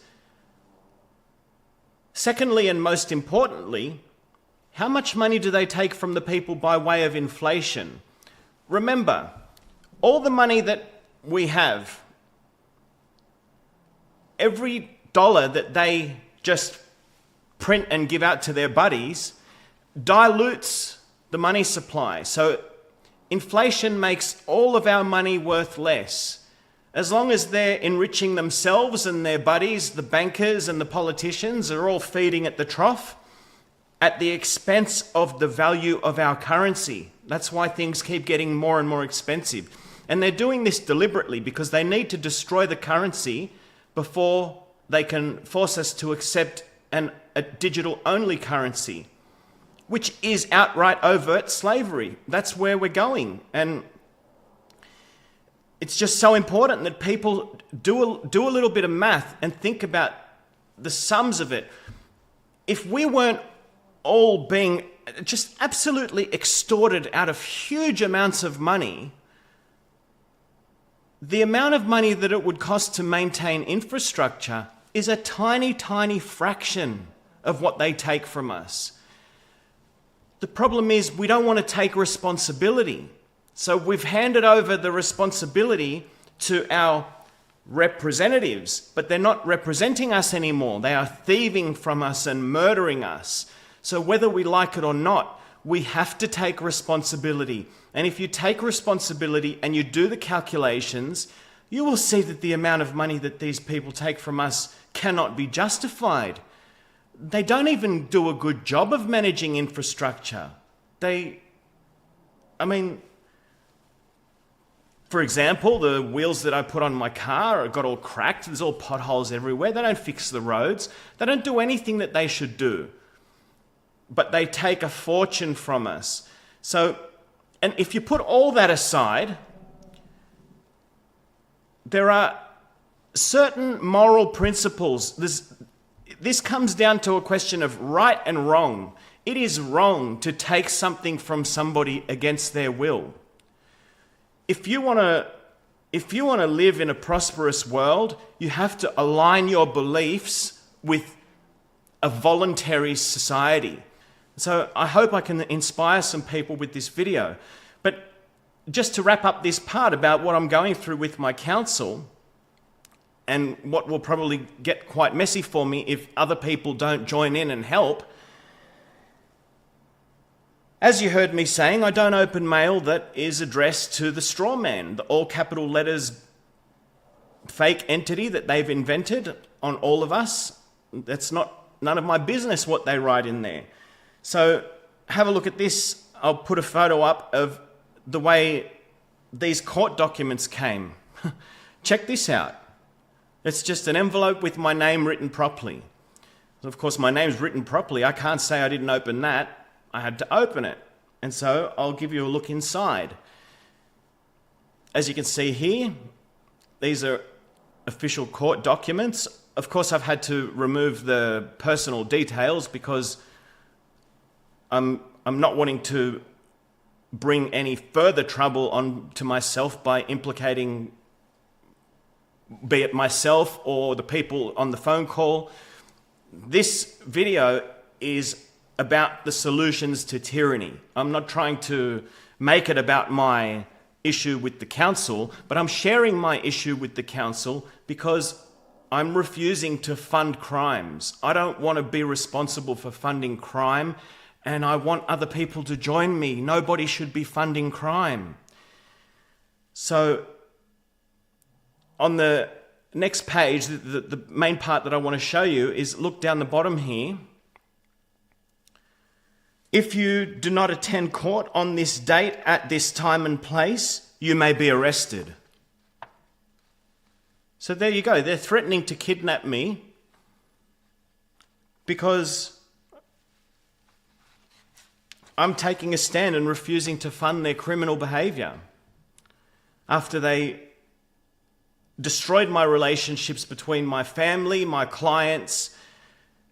The destruction that these monsters unleashed upon us is more than enough justification for everybody to stop paying them and put them in prison. And they're still saying that if I don't support their crimes, I'm going to be arrested.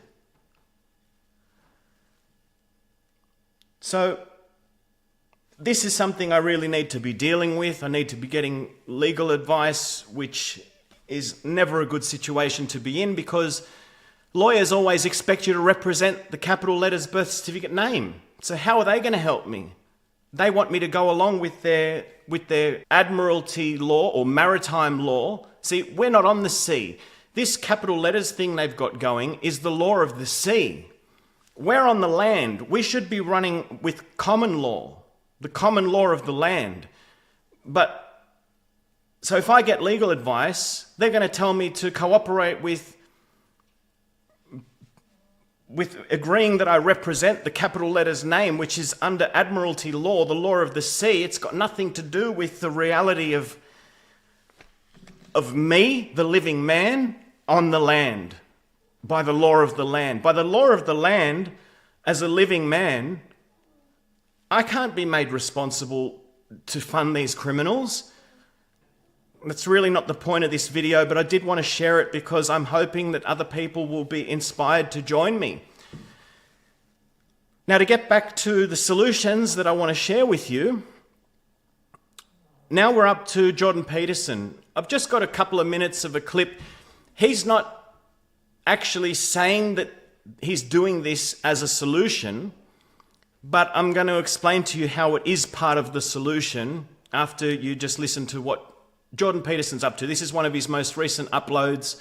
It's in total a 3-minute video, but I might shave it down a bit just to get the point across. Have a listen. Let's discuss what we're doing with Peterson Academy. We thought, what if we could make getting a degree 95% less expensive? Because that's a pretty funny target. It's like, we're going to undercut you by 95%. And offer a better quality experience along the way. Why wouldn't it be good to provide everybody, at least in principle, with access to the best lecturers? You know, you might think, why should you be generally educated? Because otherwise you're going to be a useless, resentful, bitter, pointless, counterproductive lump. And that's not a good strategy. So that's why you think. You think so that your stupid thoughts can die instead of you. If you get to the upper echelons of any hierarchy, you'll start encountering people who know a lot about almost everything. And so if you're stupid and you don't know anything about anything, they're just going to look at you and listen to you for like 2 seconds and think, well, I don't know where this clunk came from, but you know, he's not come along for the ride. You need to be enculturated so that you can play with sophisticated people and you can play a sophisticated and productive game, but also so that you've informed yourself with the greatest ideas of history so that whatever problem you're tackling, you're going to have tools to tackle it with. Once we get it well developed, you'll be able to take all these courses and then, you know, you won't be a complete embarrassment to yourself. I didn't enjoy my university experience. The professor wasn't interesting. I was like, I'm pretty sure what they just said wasn't true. I got a psychology professor tell me rats weren't social creatures because they lived in cages. Literally that happened. I was like, what? I'm not traveling 40 minutes to go to this class. And I think it's cruel that people are told they have to go to university, they have to spend $100,000 to $200,000 to get a degree so they can get a job, otherwise they're screwed. It's just a scam, but it bothers me that people are being scammed to learn to not believe in themselves, assume that they can't fix their problems, and then hate their country, basically. It would be funny if we could blow apart the university system a little bit because it's broken because of what it did to you.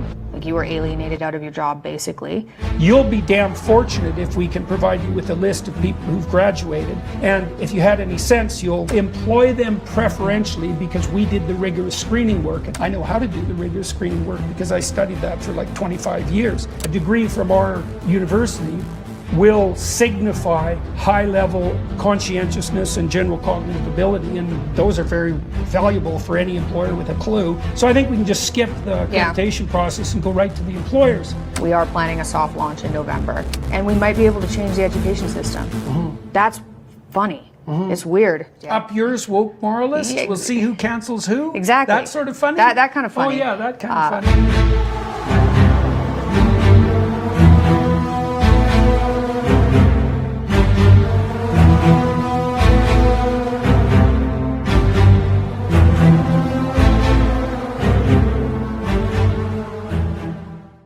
So how is that a solution? Think back to what Doug Casey and Gerald Celente, when they were talking, Doug Casey spoke about Yuri Bezmenov.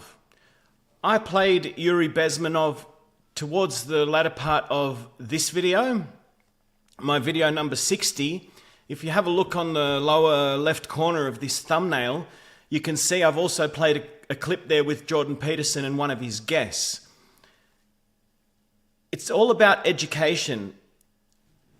Our enemy has infiltrated the education system, and the poor, unfortunate young people of our world are coming out with a socialist indoctrination. According to Yuri Bezmenov, this is going to take 20, 30 years to undo. We need, their minds are virtually lost now. It's to untrain them out of the ideas of socialism is going to be such an effort.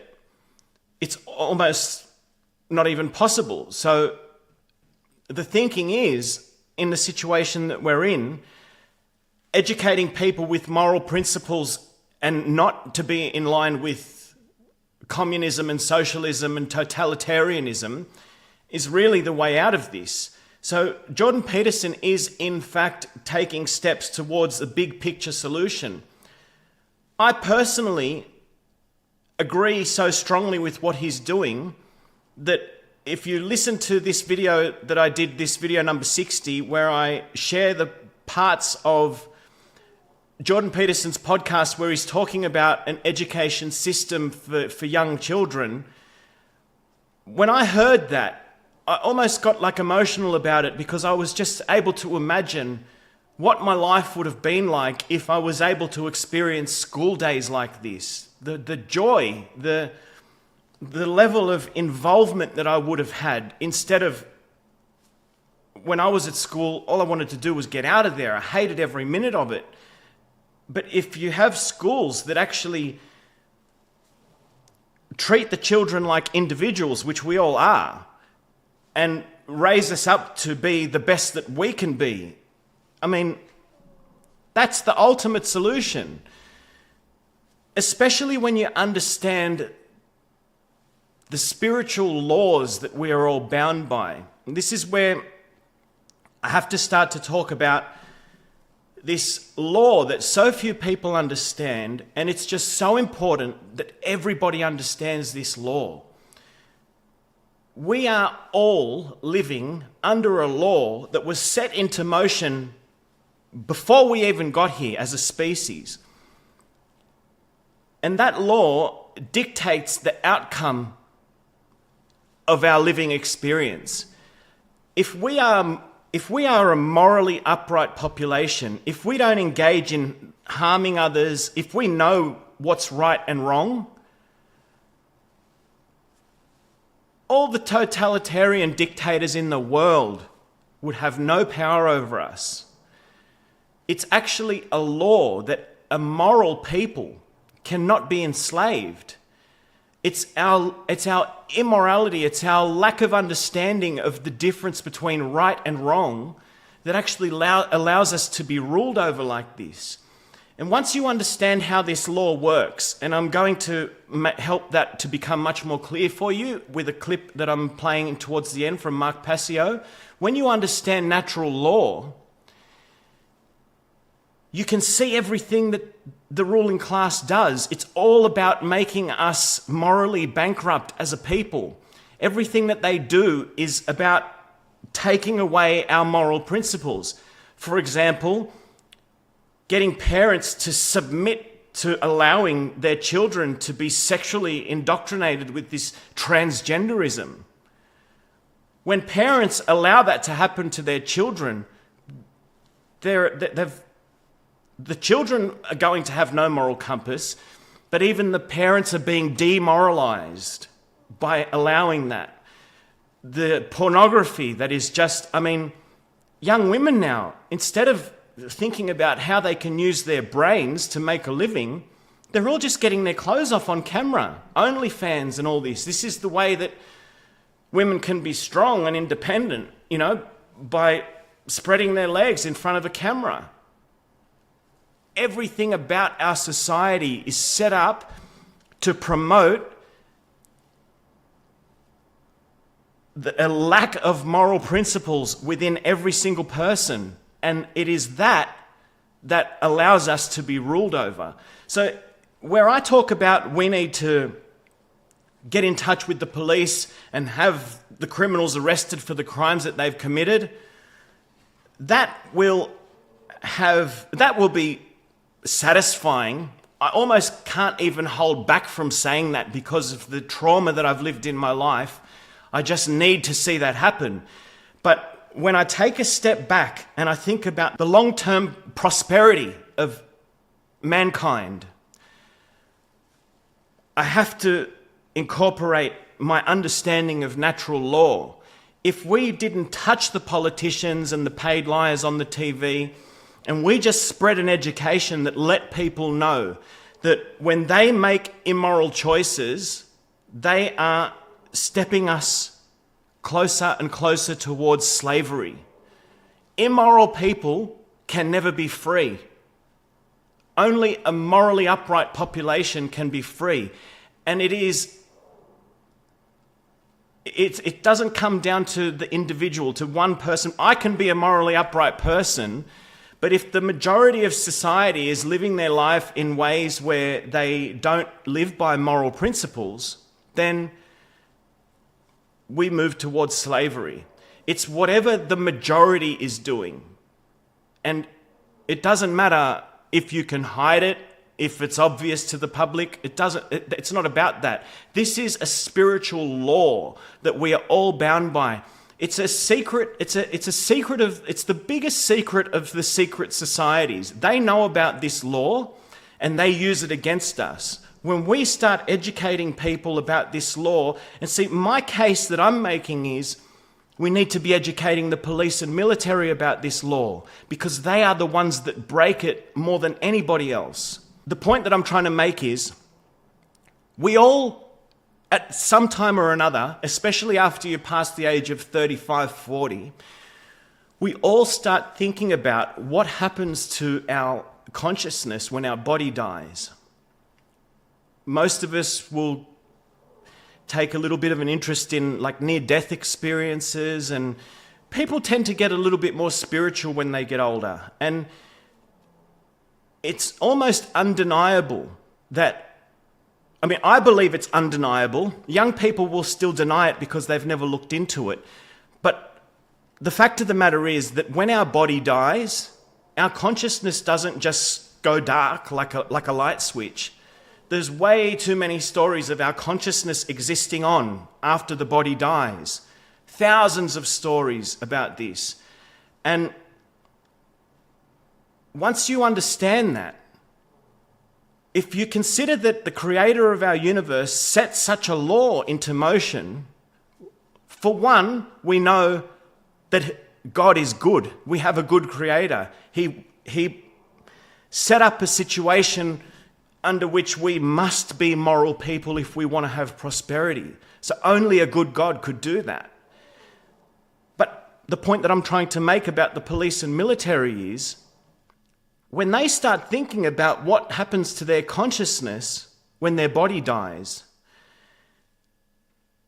don't you think they would like to know that we are all bound by such a law? Because they're the ones that go out and break that law every day. What's going to happen to their consciousness when their body dies? This is something that they need to learn about because it's going to happen to them. There's no avoiding it. We're all going to die. And if we choose not to live in alignment with this law, we can pretty much expect whatever the worst outcome is when the body dies.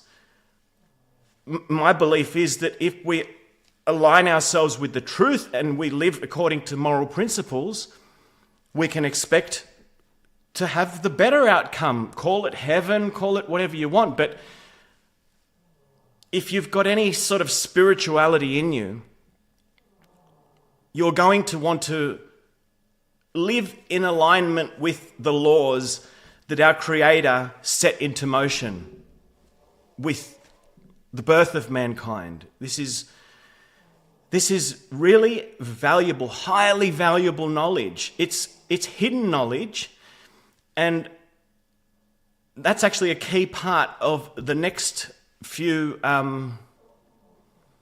solutions that I want you to listen to.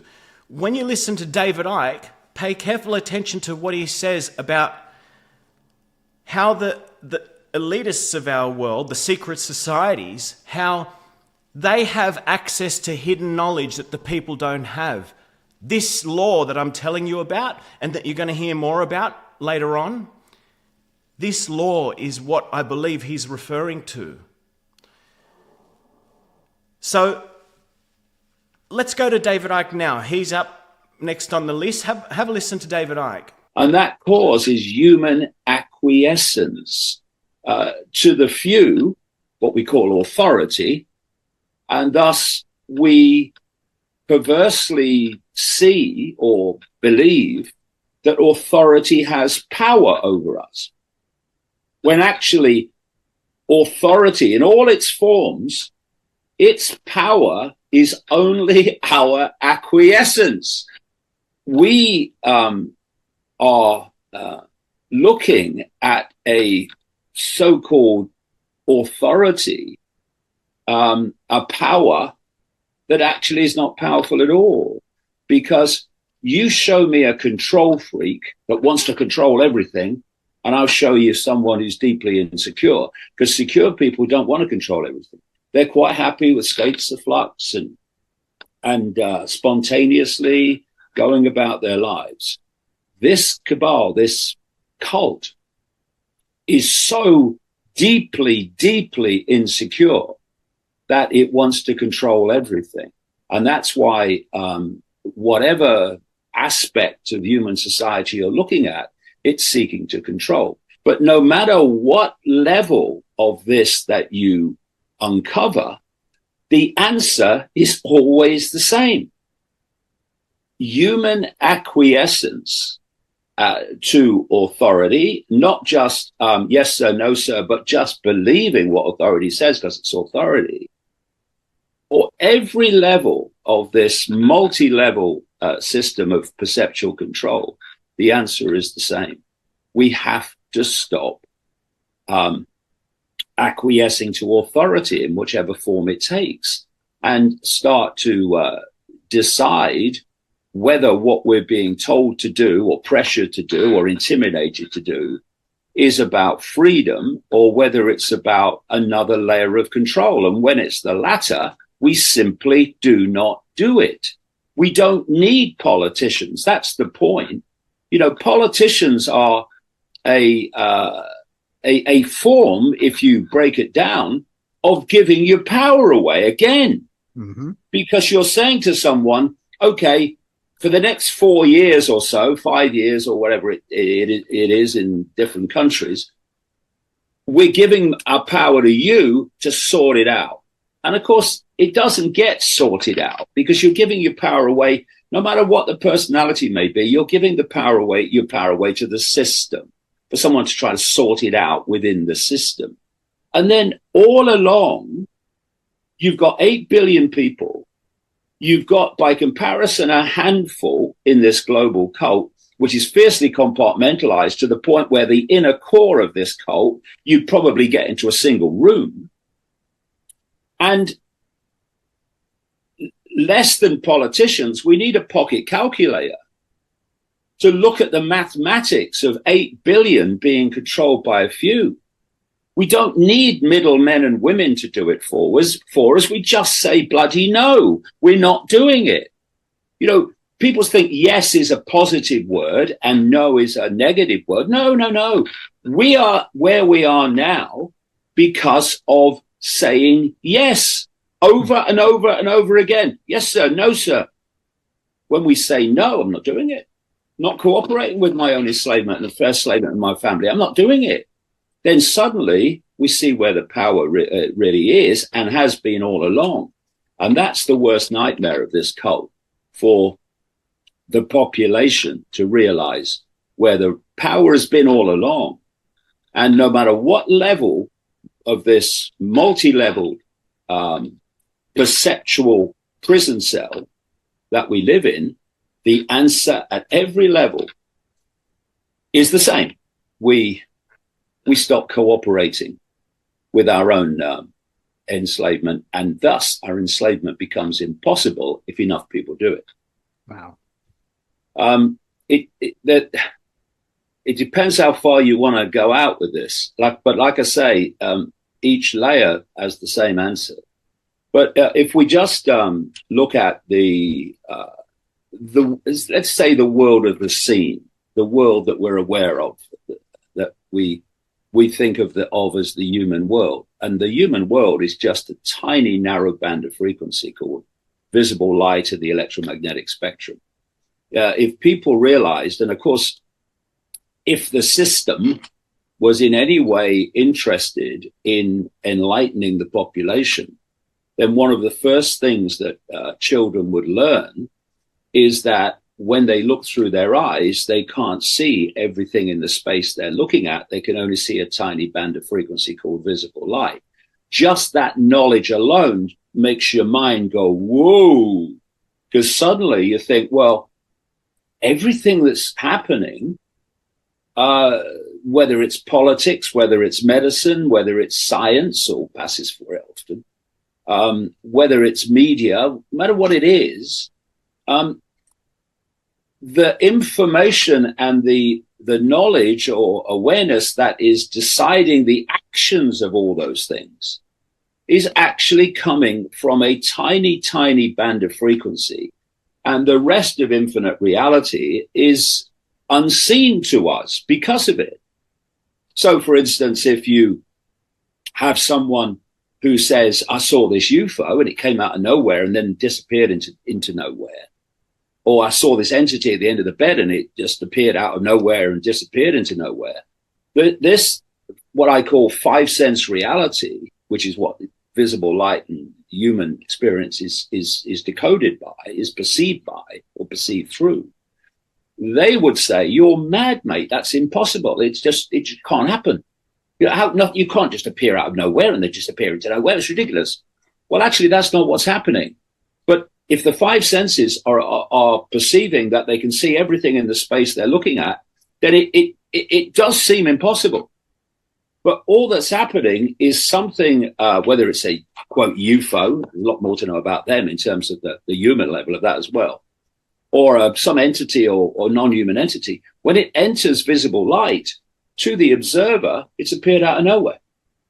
And when it leaves visible light, it seems to have disappeared into nowhere. It's not appeared and disappeared.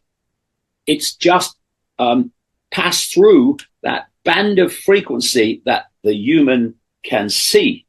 The human body can decode, thus see.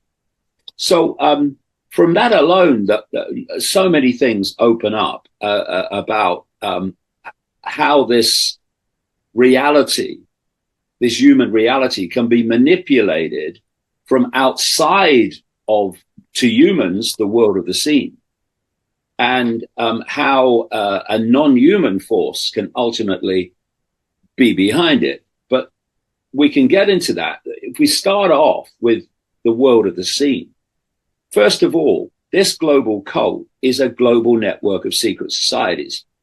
It's they're secret societies that are fiercely compartmentalized. So, for instance, if you look at the Freemasons, Joe and Fred down the lodge haven't got a clue what the inner core of Freemasonry is doing. Not a bloody clue. It's all compartmentalized. Same with all these organizations, although the more elite they are, the more people within them will know what's going on. So if you take secret societies, well, why are they secret? Well, to keep secrets, yes, but from who? The population. And what are these secrets? Well, one part of it is the agenda for humanity. So if you don't know what that agenda is, then things change in the world. There's a terrorist attack. There's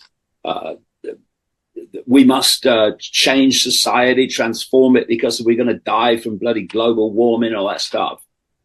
They're random events, which people just, well, that's happening. What's going on?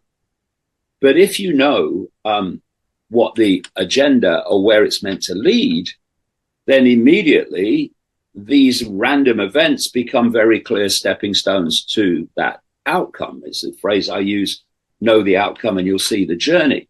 And what's happening as people start to see things and start to connect dots more than ever before, they're starting to see what were formerly random events becoming very clear steps to an outcome, which they're becoming more and more aware of. So the agenda for humanity has to be kept secret within this secret society network from the population. But something else has to be kept from us, which is in many ways even more fundamentally important, and that's the nature of reality itself. I mean, if you can get people to believe that when they look through their eyes, they can see everything in the space they're looking at, if they can believe that this world is solid and physical when it's not, then you have them with a perception, not only of reality, but a perception of themselves, because you start thinking 5 sense reality only. What comes with that? Limitation. Within the 5 sense world, you're seeing, I can't, it's not possible everywhere. So you've got them in a maze of bewilderment. They don't even know the reality that they're experiencing. So that's passed on through the inner core of the secret society network. And so they're using that knowledge to manipulate the population and keeping that knowledge from the population. So while they've been orchestrating the agenda and keeping that knowledge to themselves, that same cult has been creating within the world of the population the sources of information. Where do we get our perceptions from? Sources of information which we process into a conclusion called perception.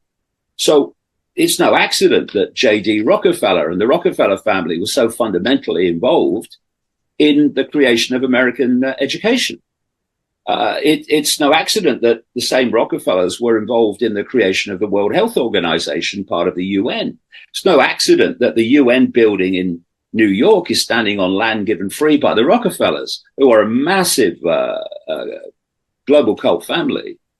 So all the way through the lives of the general population, they're being given a suppressed, fake version of everything.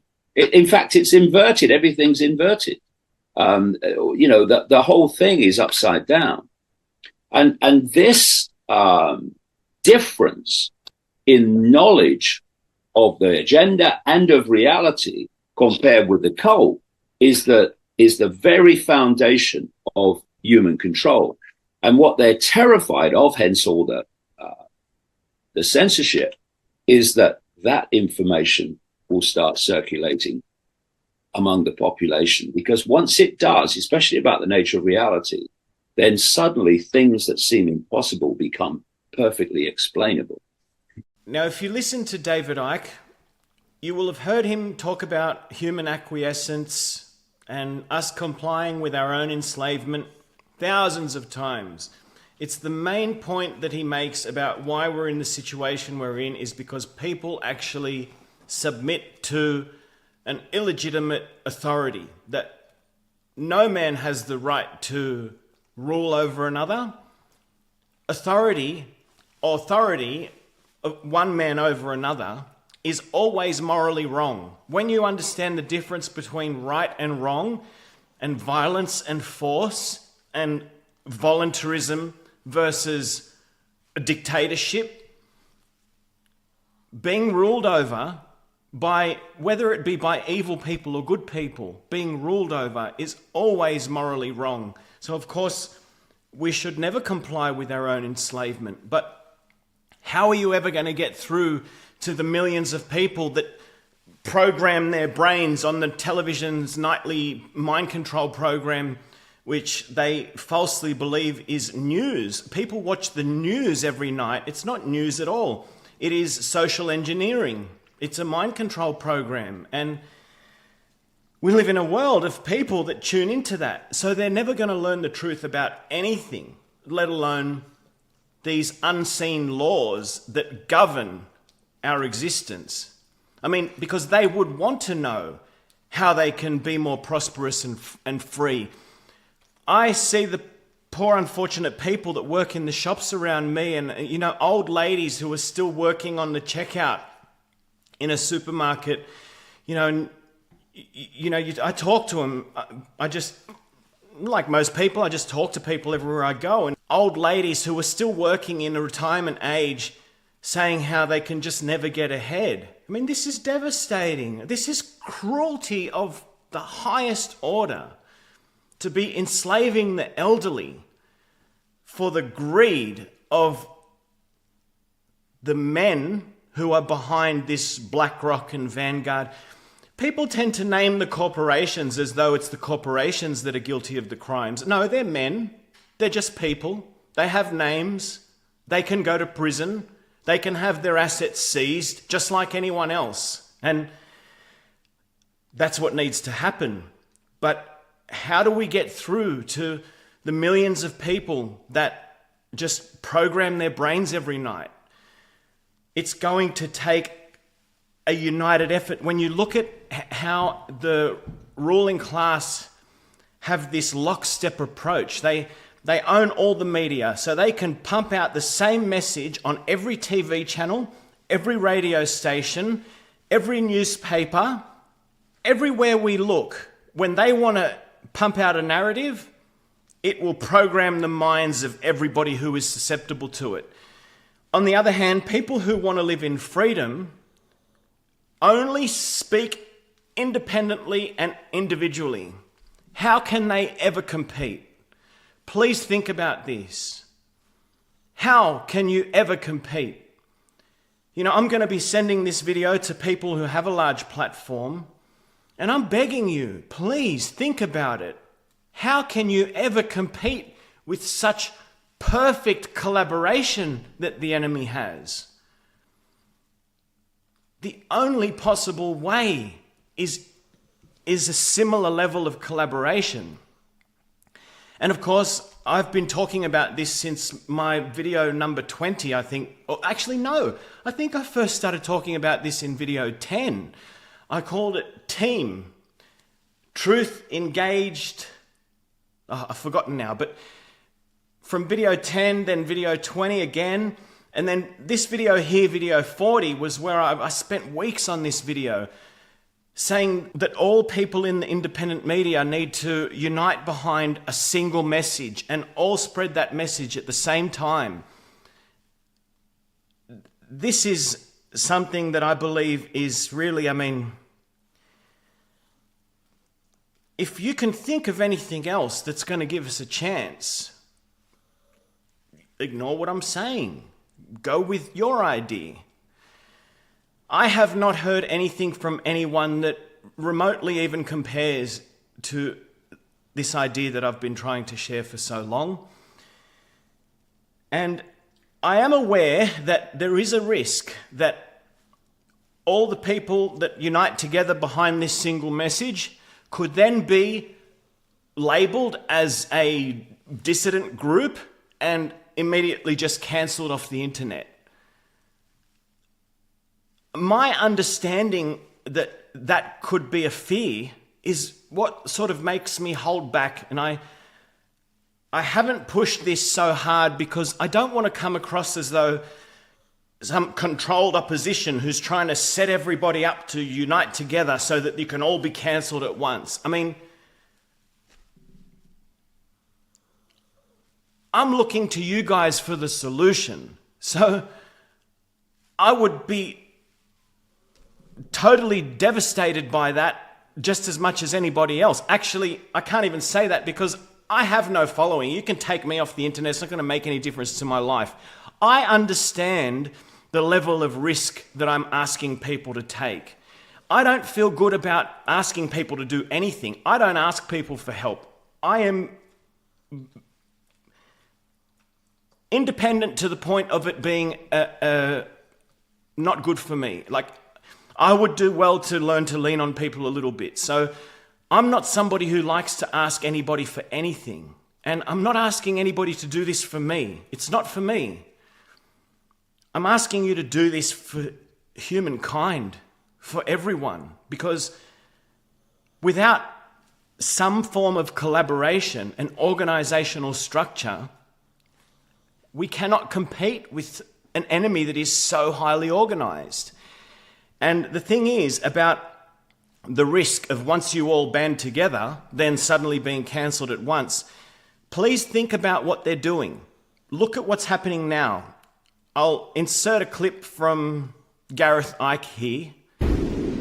Staying with the theme of the online safety bill, what better person to talk to about censorship and freedom of speech than someone who's been booted off multiple media platforms and is banned from Europe, Australia, and if we're honest, multiple other nations should he attempt to travel to them. My dad, David Icke, joins us now from the Isle of Wight. Dad, you've been warning about the online safety bill, or the online harms bill as it was previously called, for some time. What does this bill mean for the people of the UK?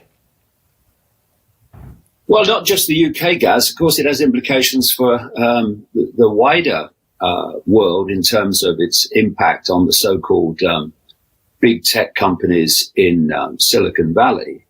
But I think what we've got to do is realize that this global cult web that I talk about, it taps into all these apparently unconnected organizations. So you have Silicon Valley corporations, which are cult corporations, your Facebooks, your Googles, your YouTubes and so on. And then you have the British government and the British Parliament, which is a cult-owned operation in terms of what it does. And you've got Ofcom that's going to impose the laws of this online safety bill, which was created by Tony Blair. So that's how bad it is. And it's now coming into what it was always created to do, to be a complete dictator to the broadcast and now internet media.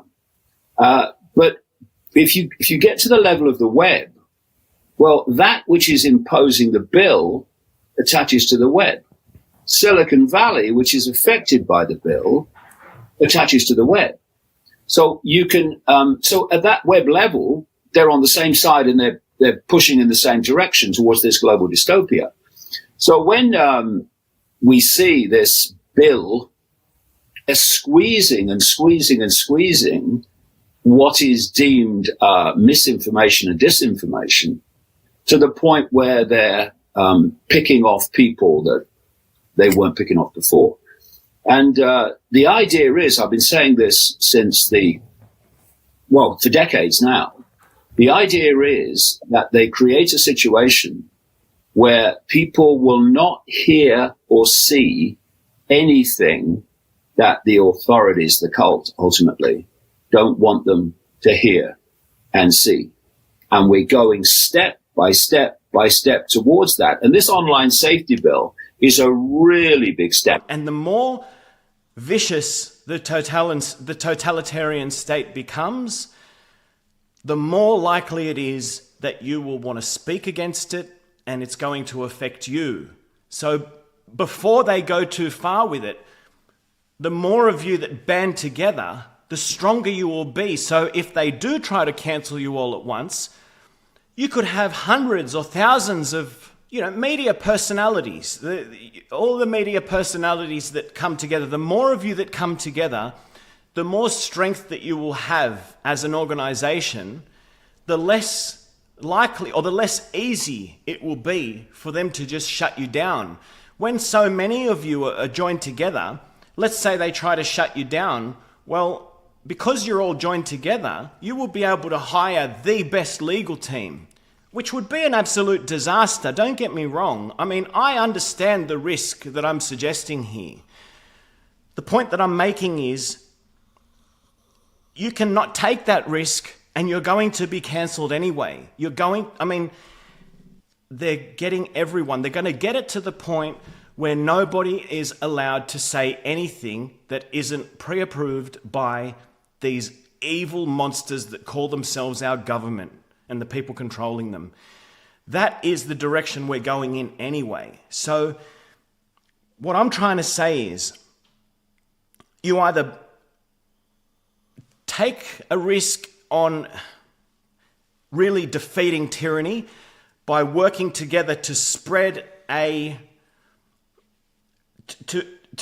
message that actually brings the people into a movement.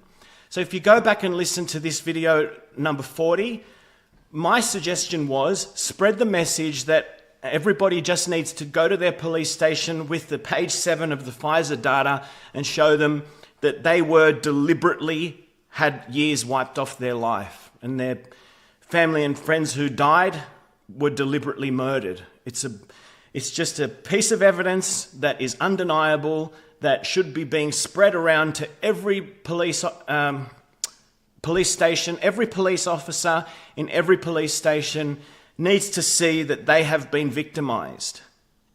Following that, they need to understand natural law, this law that they break every day of their lives. The point is, once you band together, you will be able to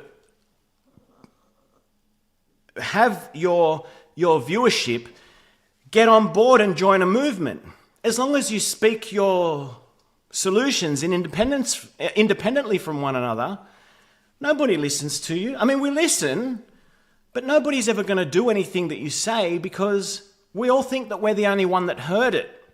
The only way we're ever going to think that other people heard that message, now we can act and we'll all be acting together, is when you people with the platforms, the people with the big platforms, when you lead by example and join together behind some form of action, you will see the people will get behind you. I strongly believe this because this is how our psychology works. Go back to the start of this video, mass formation.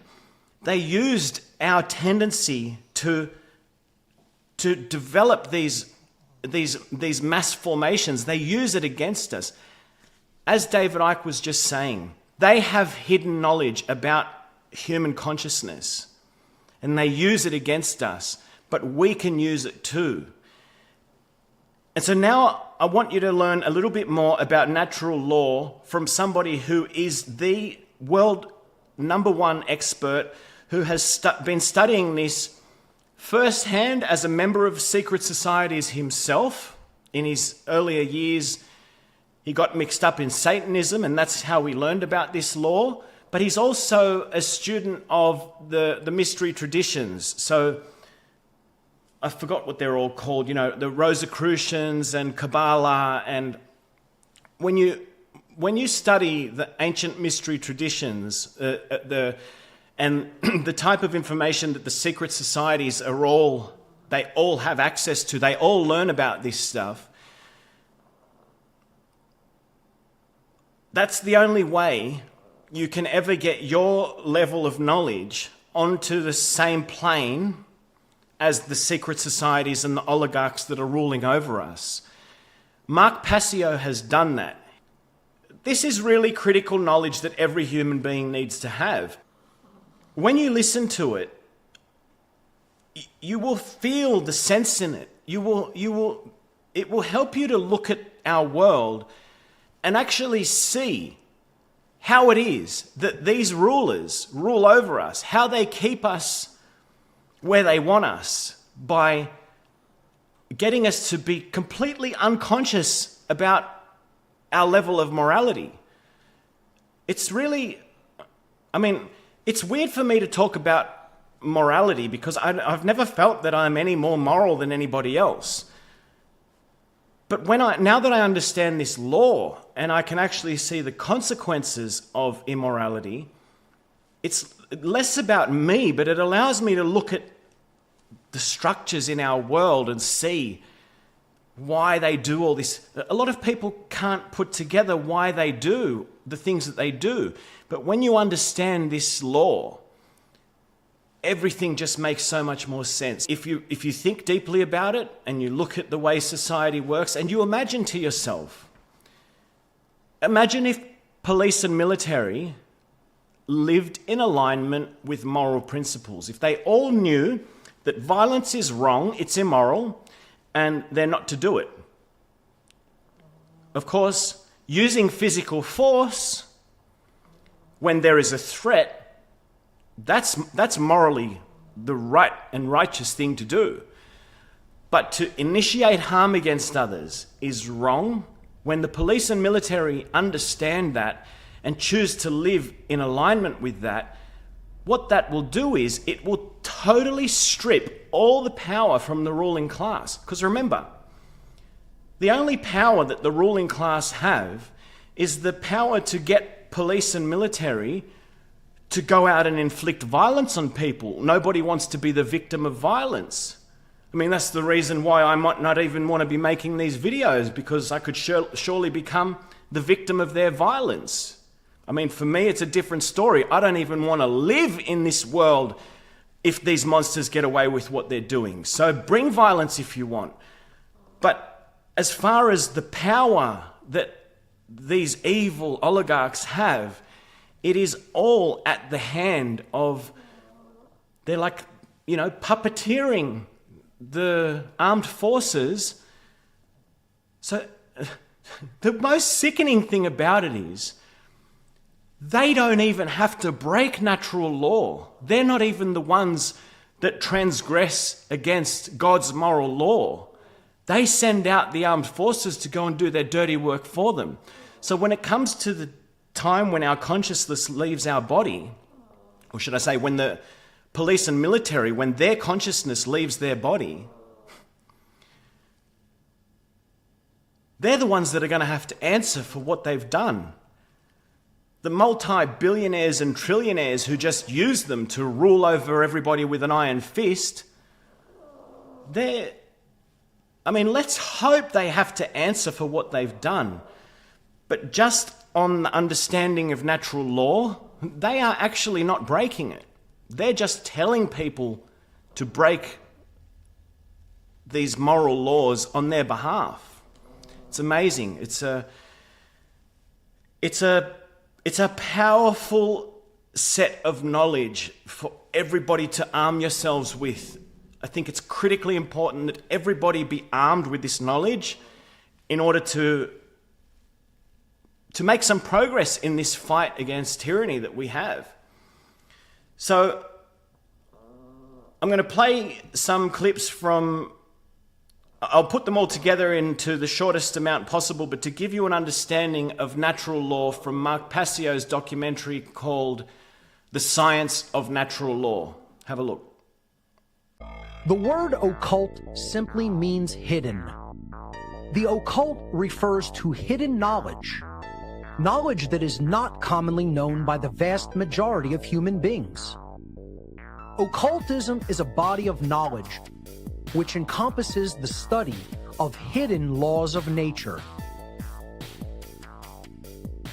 Laws which cannot readily be seen with our eyes or measured by traditional scientific instrumentation. I became aware that the groups of occultists with whom I became involved were comprised of an eclectic array of people from every walk of life and every social institution, including politics, banking, media, law, military, law enforcement, entertainment, technology, medicine, and education. Among their ranks were many people of great influence and power, all working together toward one common goal: to increase their own collective power at the expense of everyone else's rights and freedom. These dark occultists are able to do this because they have access to hidden knowledge to which the overwhelming majority of humanity still remains ignorant. These occult manipulators are actually master psychologists who utilize their deep and ancient knowledge of the human psyche and the hidden laws of nature to deceive and manipulate the masses of humanity into total subservience to their will. This allows the occult manipulators to easily convert their knowledge differential into a power differential in our world.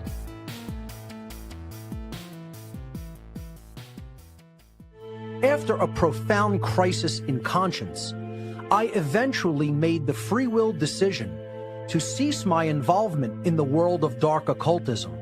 I now teach people the very information which these dark occult orders have been keeping to themselves in order to stay in power behind the scenes.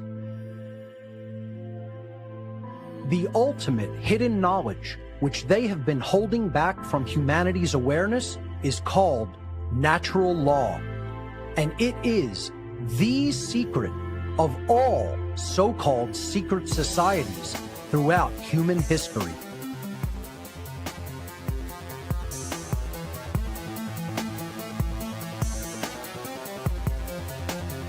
Natural law.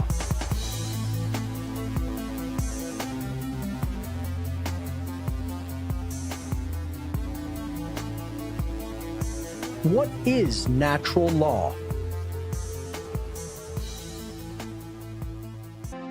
Natural law is definitely not and has absolutely nothing to do with Darwin's theories on evolution, the Darwinian survival of the fittest, the so-called law of the jungle, or the so-called natural order of nature as a dog-eat-dog world. So, what actually is natural law? The definition of the word natural is inherent to and having a basis in reality and nature. In other words, not man-made. The definition of the word law is an existing condition that is both binding and immutable. Binding means having an effect that cannot be escaped. Immutable means unable to be changed by anything or anyone. Natural law, therefore, is a set of universal, non-man-made, binding and unchangeable conditions which govern the behavioral consequence of beings with the capacity for holistic intelligence. Natural law governs the aggregate or collective, free will behavioral choices of entire populations by manifesting the consequences of the behaviors that we choose. The consequences which we receive are always dependent upon whether our chosen behaviors are either moral or immoral, or in other words, right or wrong. While we all have free will to choose which behaviors we will conduct, we are not insulated from the moral consequences of our behavioral choices. Natural law is a body of laws that operate within the unseen or non-physical realm, so they may be considered to be occulted or hidden laws of nature. These laws are built into the fabric of reality, just like gravity and electromagnetism. However, since these governing dynamics operate in the non-physical realm, human beings must incorporate a much wider worldview in order to recognize and accept the existence and operation of these laws.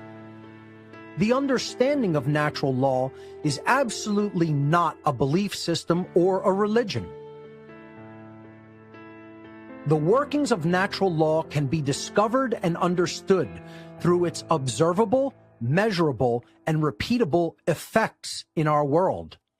In other words, the understanding of natural law actually constitutes a science of morality, which requires no belief or faith. Belief or disbelief in these laws is completely irrelevant, as they exist as surely as any physical law, such as gravity, which we take for granted in daily life. Natural law is also known as moral law, cosmic law, universal law, spiritual law, the law of cause and effect, consequentialism, the golden rule, karma, and many other names. Why is understanding natural law so important? The understanding of natural law is critically important to human beings who seek to live in freedom and peace together.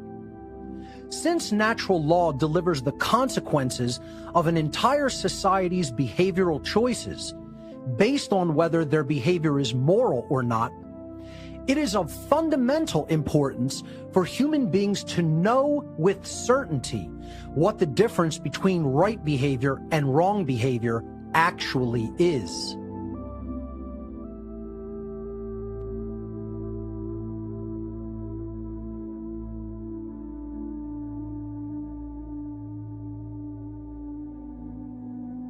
Human rights.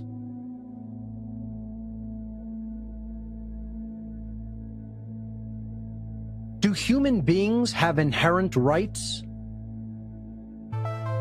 What is the definition of a human right?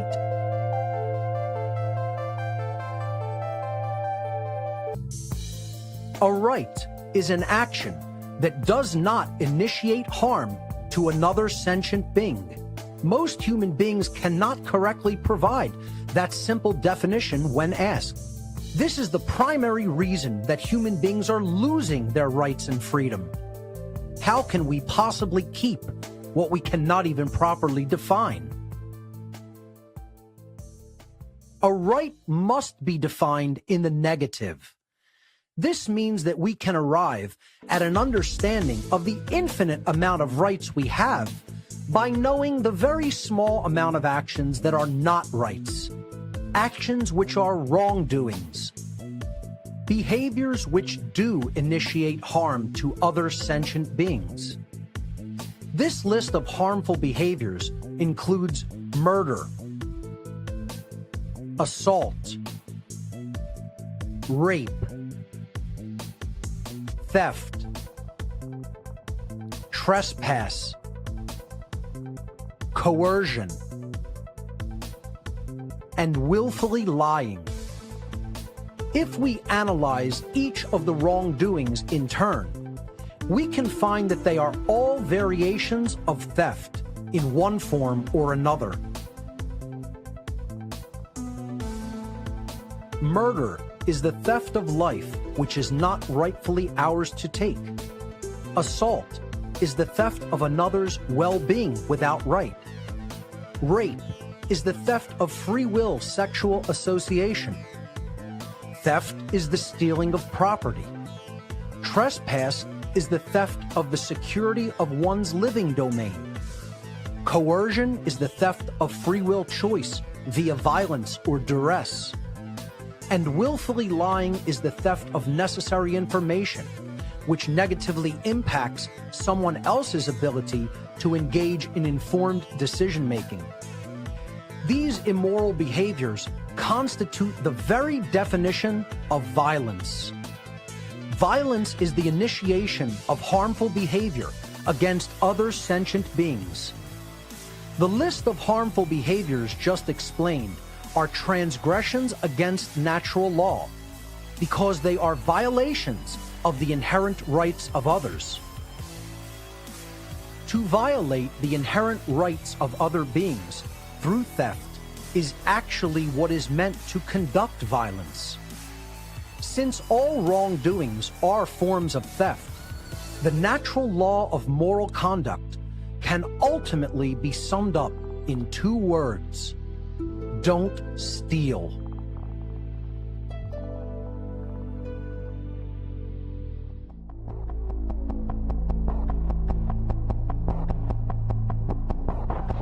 The non-aggression principle and the self-defense principle. The non-aggression principle is one of the main principles of natural law. This principle means that it is morally wrong to initiate aggression or violence upon other sentient beings. This brings us to another important principle of natural law, the self-defense principle. Individuals always reserve the natural right to use physical force to defend themselves against acts of violence conducted upon them. Self-defense is not and should never be considered to be violence. Self-defense against violence is an inherent right of all sentient beings. Well, there you go. I hope everyone can see the value in learning about natural law, and I'm not going to talk any more about natural law because this video has gone on even longer than I had hoped, but I do hope you see the value in what I'm saying here. Now, before I summarize what we've gone over and I close out the video, I just want to play about a 4.5-minute clip of my personal favorite spiritual teacher named John St. Julian. He was once very much like me by the sound of it. He was involved with drugs, and that brought about a lot of suffering in his life, and that led him onto a path of searching for the truth. And he got deeply into the study of Christian mysticism. It's called mysticism, which I don't agree with, because our Bible is written in such a way that to really take the information that was intended from it, you must have the mystic interpretation. If you try to interpret the Bible literally, you're not getting the right message. Once you expose yourself to the mystic interpretation, you can really take something away from the Bible. John St. Julian talks a lot about the Christic, or the Christ within. Another thing that he calls it is the anatomy of prayer. Our biological anatomy has a secretion. Once a month, when the moon is in our star sign, I believe, we get a secretion in our brain that makes its way down our spinal cord and then back up into our brain. If we nurture that secretion by not engaging in sex, not overeating, ideally you should fast. You definitely can't have an orgasm. You basically need to try to spend 3 days almost just like praying and meditating. And if you do, and that secretion makes it back up to where your pineal gland is. In the Bible, it's called the land of milk and honey, which is apparently milk. DMT is the color of honey, and serotonin is the color of milk. And you have these very spiritual visions, and I've had it happen to me once, but I didn't get visions, but this feeling of love comes over you, like just love for everyone and everything. It's really quite a profound and amazing thing, and this is a part of our biology. Everybody can experience this just by living in alignment with God's will, especially during that time. I mean, I don't know how to track the moon in my cycles, the star sign cycle and all of this. I've never been able to do it like that. It happened to me by accident. But the knowledge of the sacred secretion is something that, again, everybody needs to know about this stuff. So I'm going to leave a couple of links down below for those videos about the sacred secretion. And I just wanted to tell you about that because this clip that I want to play for you, John is going to mention living in the Christic, and I just want to let you know that's what he's talking about. So just have a listen to John St. Julian, then I'll come back and summarize what we've been over, and I'll let you go. So here we have a mystic explanation, if you can digest it, of what that would mean, this mark of the beast. And also that some of you probably I take that mark by accident often. I'm not perfect by any measure, but I at least know the goal. I know the target every day, and I know when I have gone into it, and I know how to get out of it. Many of you today will be living under that 666, and something, your soul is whispered, and that's why you're here listening to someone like me who has gone through that and seen it. And you're listening because you want to be set free. You're listening because you want true freedom. You don't want the comfortable prison cell. You don't want the fake awakening from the matrix of having all of your worldly desires. You don't want this, I think it's theistic Satanism, enlightenment through perversion or indulgence in worldly desire until you're tired of it. I think that's the term. I may be wrong. What you want is freedom, love, healing, nurturing. And it's yours. Here and now, you are one of the 144,000. There's not a limit on how many can be saved by the seal of Christ. It's that number is there only to represent that you can alter your consciousness, as the 153 in Jesus casting the net. It can alter your consciousness to be sealed under Christ, to be free from the beast nature and the mark of the beast. And if you don't understand this, then know this. If you take out every secret society, if you take out every world leader today that you believe is behind the problem of this pandemic, and leave behind the uninformed, the uneducated, the unaware of these societies and their religion. In a few hundred years, I guarantee you that Satan will organize laymen, people like you and I, working class people, middle class, he will organize them into positions of power. And he will organize them into secret societies, and he will organize them into situations where they embrace deception as a power, as a tool. And all of that will be made possible because the masses that were left behind when those leaders were eradicated had rebelled externally against the structures that were created by humanity, instead of rebelling against the humanity within us that psychologically and within our nature, our fallen nature, gave way for those things to either be deceived into it or to be whispered to by the demonic to do it, or made us build it in our lack of morality and from our human selfish nature and hunger for power and control. It is not an external problem. The problem's you and me. In those people, the same problem that exists in world leaders serving Satan, that have been afflicted by the fallen ones, that lay dormant in you. And if they were not there, you may well be the one in that position, if you haven't rebelled against the structures of Satan that exist inside your fallen meat suit, that exist inside this fallen body, and set the Christ free, the soul free from your body, so it can move in the will of unconditioned love, and with such a veracity, such a power of love in its heart, that temptation from the worldly matrix has no impact. In those moments where you are filled with the presence of the awakened state, of the presence of Christ, of the spiritual rebirth, temptation just has no flavor, none. But when you fall back into the 666 consciousness and you're a bit tired and achy, temptation has flavor again. But what about those who are the rulers of the free world, who clearly do not carry the Christic?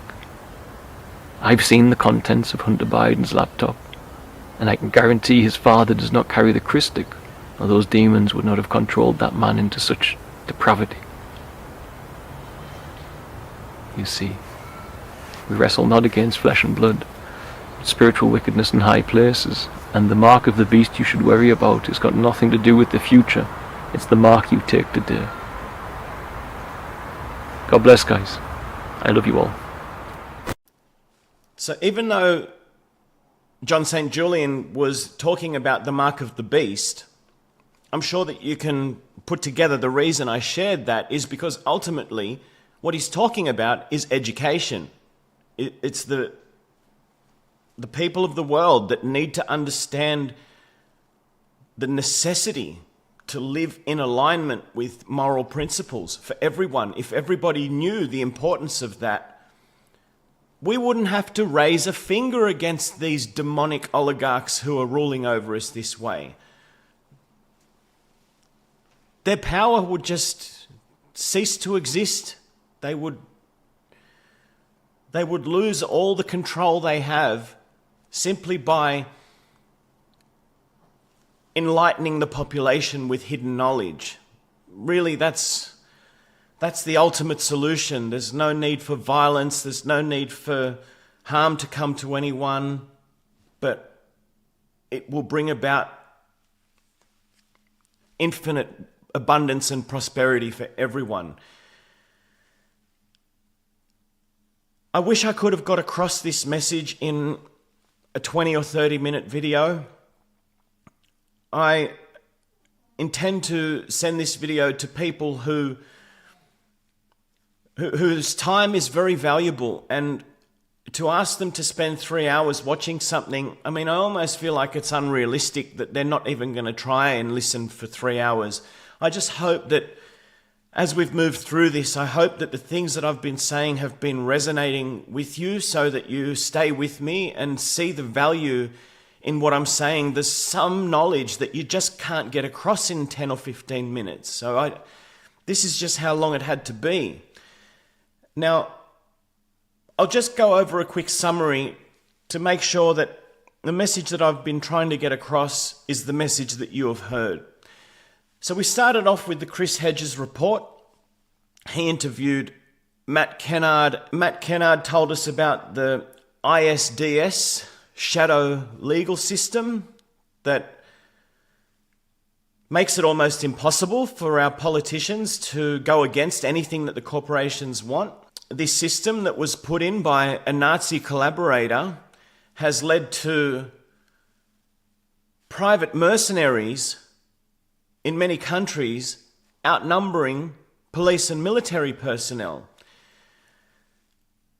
And I wanted to point out what a serious problem that is in a world where most of the population are suffering from the 4 social circumstances that bring about mass formation. As Matthias Desmet told us about mass formation, he was the one that explained how it is that everybody was just going along with all this madness because they were feeling connected again, and how dangerous that is.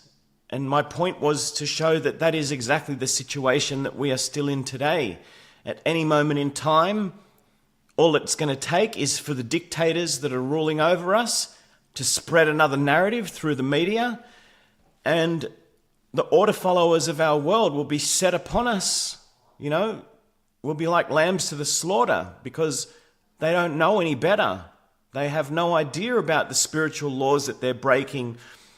They haven't even stopped to consider the abundance and wealth that they could have if they do the morally righteous thing and turn against the evil people controlling them and stand with the people who have been funding them all our lives. We've been paying for law enforcement since the day we started paying taxes, and now instead of defending us, they're being turned against us. And it's going to happen again. And I'm trying to share information here that can help us to evolve past Soviet times and World War II and the atrocities of the past. We are right there in exactly the same spot where we have already seen such disaster, such devastation in the past. And I think that working together to push our evolution a bit further, to spread conscious evolvement, is so critically important. So after Matthias Desmet, I shared my personal grievances with having to live in a world where these incredibly serious crimes of mass genocide have been committed right in front of my eyes. And then the cover-up is also ongoing, straight in front of my face, and all of you. We're all having to watch these crimes just happen and no convictions. And I shared how distressing that is for me, and I would hope that I confronted you with it, and that it is distressing for you as well. I then wanted you to listen to the solutions from Gerald Celente and Doug Casey. Doug Casey mentioned a few words about Yuri Bezmenov and the demoralization that I talked about back in video 60 that is currently underway today and has been underway for decades now. The deterioration of moral principles throughout society has been a very deliberate act against natural law to keep us right where they want us. And Gerald went on to talk about those of us who want to bear the cross of being the irate and tireless minority who are keen on setting brush fires of freedom in the minds of men. That's my job. That's the job of many of the people that I listen to, and I do hope that other people will pick up that cross and carry it because, well, more hands make light work. And then I briefly discussed the straightforward march towards the UN Sustainable Development Goals, that we have been on this direct march straight forward without any diversion from one political party to the next, we just keep going straight towards this dystopia. And I wanted to point that out because there really is not much hope in political parties, which is why I wanted to bring it to your attention that we just keep going straight towards this United Nations nightmare. I wanted you to hear Patrick Bet-David's solutions about breaking up these corporations, these BlackRock, Vanguard, State Street. I would take it one step further. They need to be broken up. The men need to be identified, tried, convicted, and assets stripped. Those trillions of dollars need to be put back into the communities that they've been stolen out of. That's just my view. And I used his example of the unacceptable level of market monopolization that Apple has in order to share my idea about having a platform somewhere that the people can put our names down and we can actually use the power of our numbers to take back some control from these corporations who are really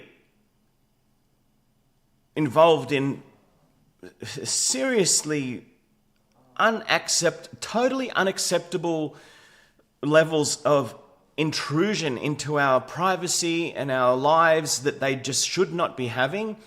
The only way we're going to take back some of that power is by having an organizational structure that we can unite on. A page on somebody's website. So you got that idea from me. It's the second time I've shared it, and I hope some people hear it this time because we can do that. That should not be hard to implement. I wanted you to listen to Max Egan's solutions, which I wholeheartedly support. And as I said, the small number of people that hear that are not actually going to do anything that he says because they know that they're the only person in their circles who actually listen to him. I would also make the same point about David Icke. He also gives advice that I stand with. I never comply with my own enslavement, but the people who are going to will continue to, because even though these guys have a reasonable audience, it's really nothing compared to the wider society. I wanted you to listen to Mark Steele because, like me, he believes that we need to be speaking to the police officers, our local police department, to make sure that they know about the crimes that have been committed against them, as well as to have them question themselves. Who are they working for? Who are they protecting? Who are they serving? I agree with him 100%. We need to be making contact with these people. But one person here and there doing it is not going to make any difference. And I then used his solutions to share with you a solution that I've been using so that everybody can see that if I'm left standing alone using that solution, I face being arrested. And I think that's something that everybody should know. If you do these things in isolation from one another, you will probably face the same consequences. But if we can find a way to work together, there's not enough courtrooms in the world to put us all on trial. There's not enough police officers to arrest everyone. You know, if everybody just refused to fund terrorism and mass murder, that'd be it. There's nothing they can do. But while people like me are left doing it in isolation, we're likely to be victimized. And so I wanted to bring that to your attention. I show how Jordan Peterson is focused on education. Of course, with his new academy that he talked about, which I think is a great idea, but he also very much is trying to educate people in the things that can bring about a better future. He does that with his podcast as well. I try to tie that to the education segment in my video number 60, which also has a segment about Yuri Bezmenov and the moral degradation, the deliberate demoralization of society that these socialist, technocratic, demonic oligarchs are using against us. They understand natural law and how to use it against us, and they have systems in place to do it.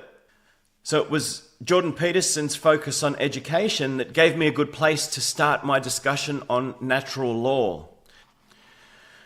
I wanted you to hear David Icke's solutions because initially he gave solutions that, like Max Egan, most of us who listen to him are going to assume that nobody around us heard that. So if we're not already refusing to comply with our own enslavement, those who comply with their own enslavement are going to continue to comply with their own enslavement because there is no organizational structure to give anybody the support that they need to actually balls up and do what's right. People want to do things as a group. Nobody likes to stand out on their own. It takes a lot of courage and it takes a real fearlessness that most people don't have. Most people have to care for children and they've got all kinds of excuses why they can't just refuse to cooperate. It actually takes a unified effort to give people that support that they need to form a mass, but to form a mass for good instead of a mass formation, a mass hypnosis of mind-controlled lemmings that are just being walked off the cliff. You know, we can use mass formation in our favor instead of letting it be used against us, was my point. But I also wanted to let him speak a bit further about the hidden knowledge that the secret societies have that gives them a power advantage over the masses. And I thought that was a good segue into Mark Passio's talk on natural law, because of course it's an unseen law. And ultimately what I hope to have achieved with this video, I've really tried with all my might to encourage those of you who have a big platform to use your platform together, all as one, to unite behind a message. People with a large influence uniting together, you will set the example for the masses to unite together.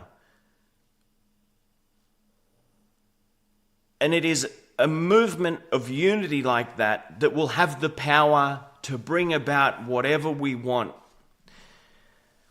I believe it's that type of a unified movement that can strip the power from the evil ruling class and set us off onto a golden age of just unimaginable wealth and abundance that is all currently in the wrong hands, in these evil criminals who have got this extraordinary wealth off our backs through slavery, through actually hiding these spiritual laws that we are bound by and using these laws to keep us bound in chains and enriching them.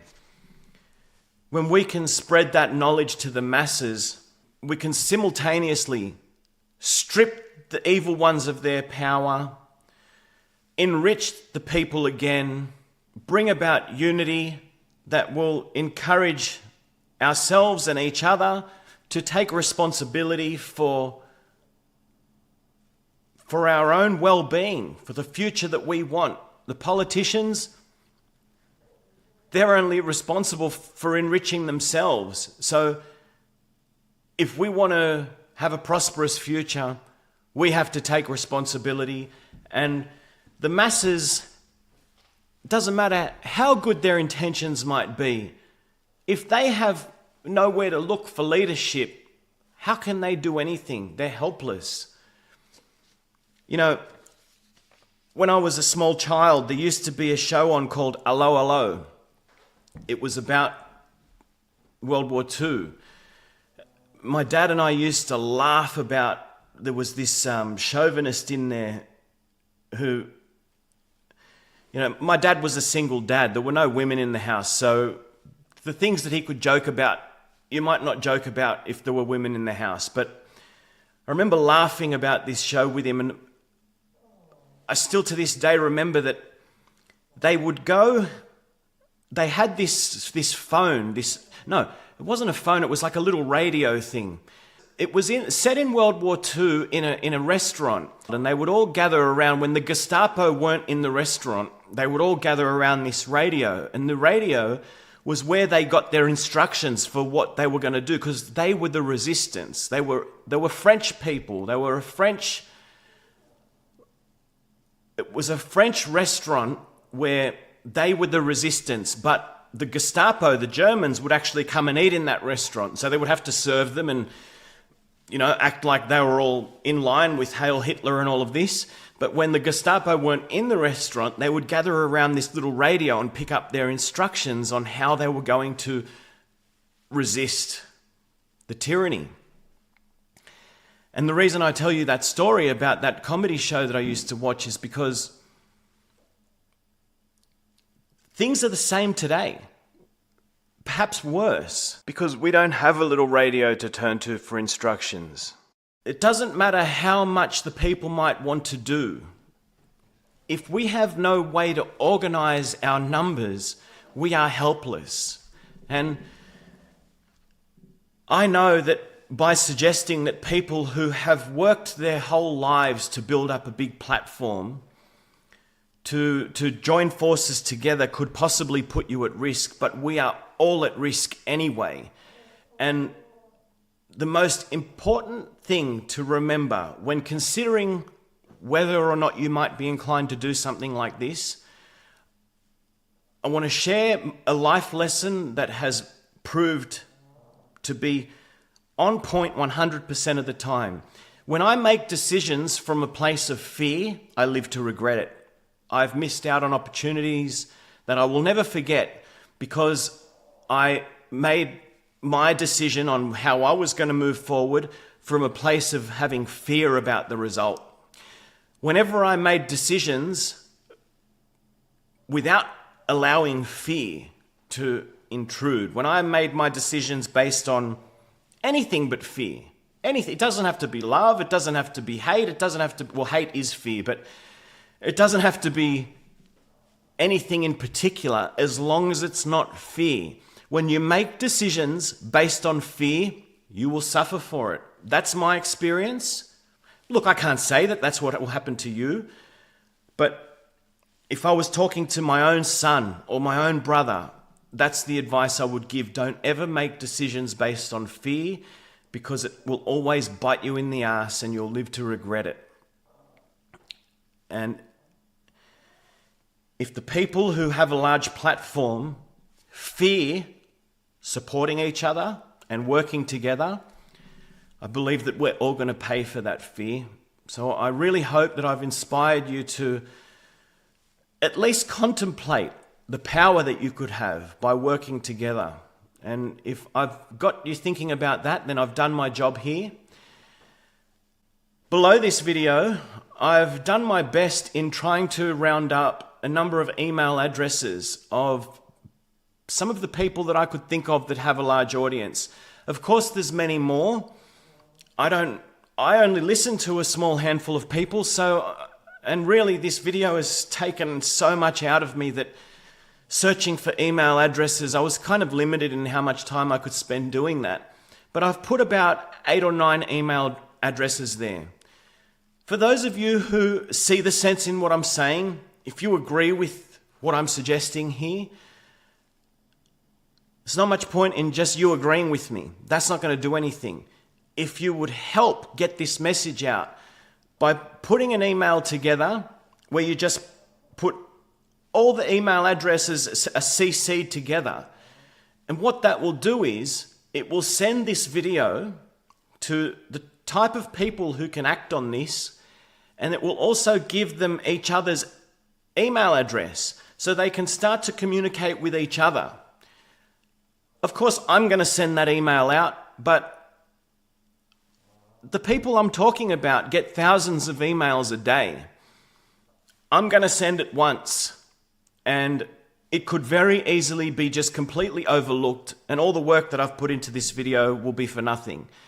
So if you agree with what I'm saying, would you please put the link to this video in an email and CC it to as many different people in the media as you can. Let's try to get this video in front of the people who could act on it and really get ourselves in the fight. Instead of being victims, we can become warriors. When we band together, we can wipe the table with these monsters.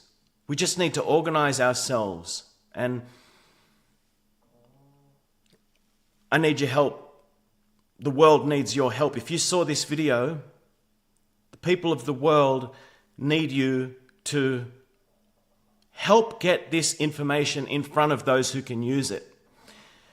And I just want to say, if you're one of those people who will listen to something like this and not give me a thumbs up, not make a comment, not help by emailing it to the people who can use it, and you just consume the information and then go about your daily business, about what you can do for you and yours.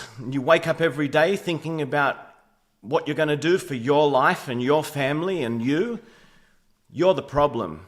You're the reason that we're in this situation, because you've lost sight of the fact that we are a we. Humanity, we need to lean on each other. If you just get up every day and think about nothing but you are the problem. And I'm asking you, don't be the problem. Join me, help help yourself.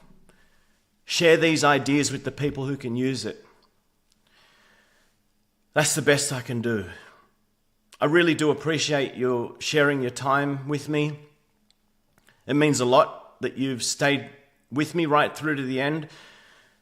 I hope I've provided you with a service here, and I look forward to being with you again in the next video. God bless everyone. See you soon.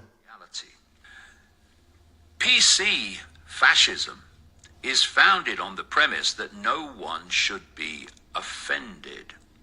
Whenever I have written fuck, shit, bullshit, even damn in this Word document, I've been given this message, quote, "This language may be offensive to your reader," end quote.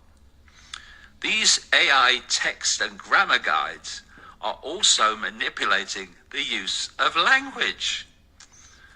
Anyone think that AI won't make it possible eventually to stop offensive words and sentences being written on computer systems?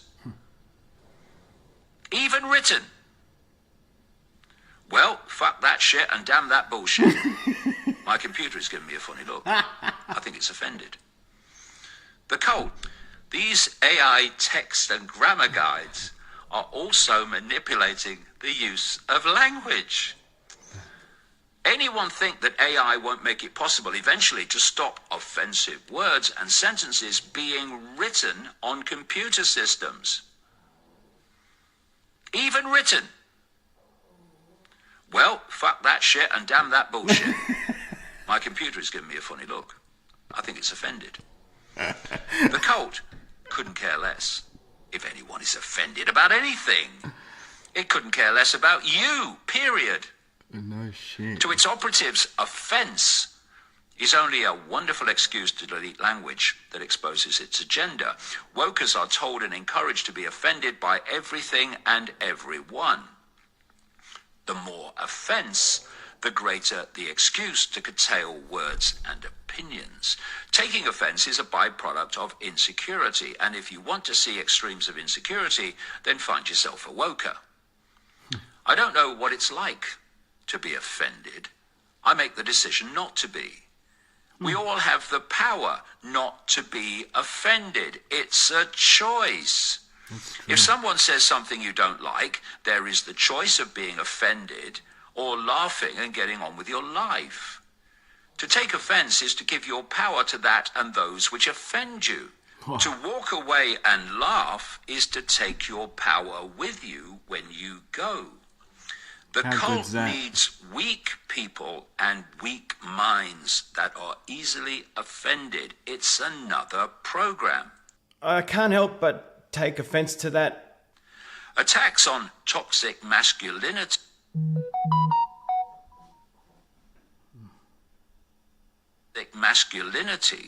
expose a desire for collective weakness, and so does the incessant fall year after year in testosterone levels that define masculinity.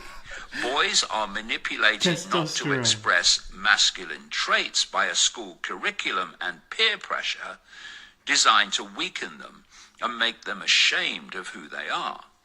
The cult and its demons seek acquiescent weakness and target anyone with a spine and the self-respect to say no. Self-respect does not take offense.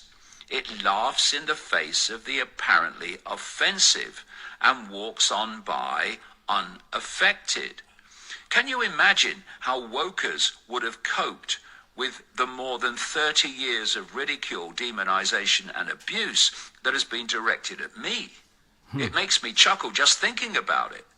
They would spend their lives in tears while calling for every critic to be cancelled.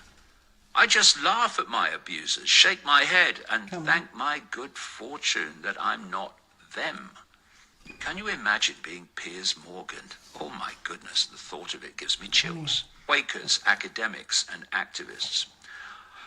I wonder what those founders would think about Oxfam today, under the ridiculous spell of wokeness.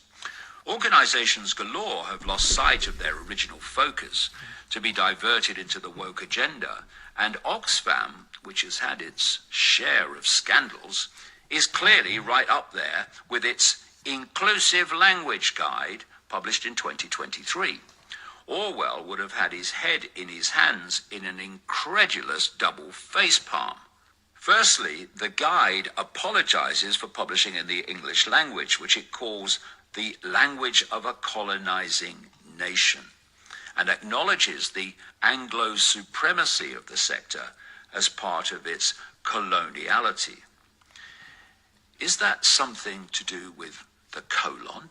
I mean, it is full of shit. We recognize that the dominance of English is one of the key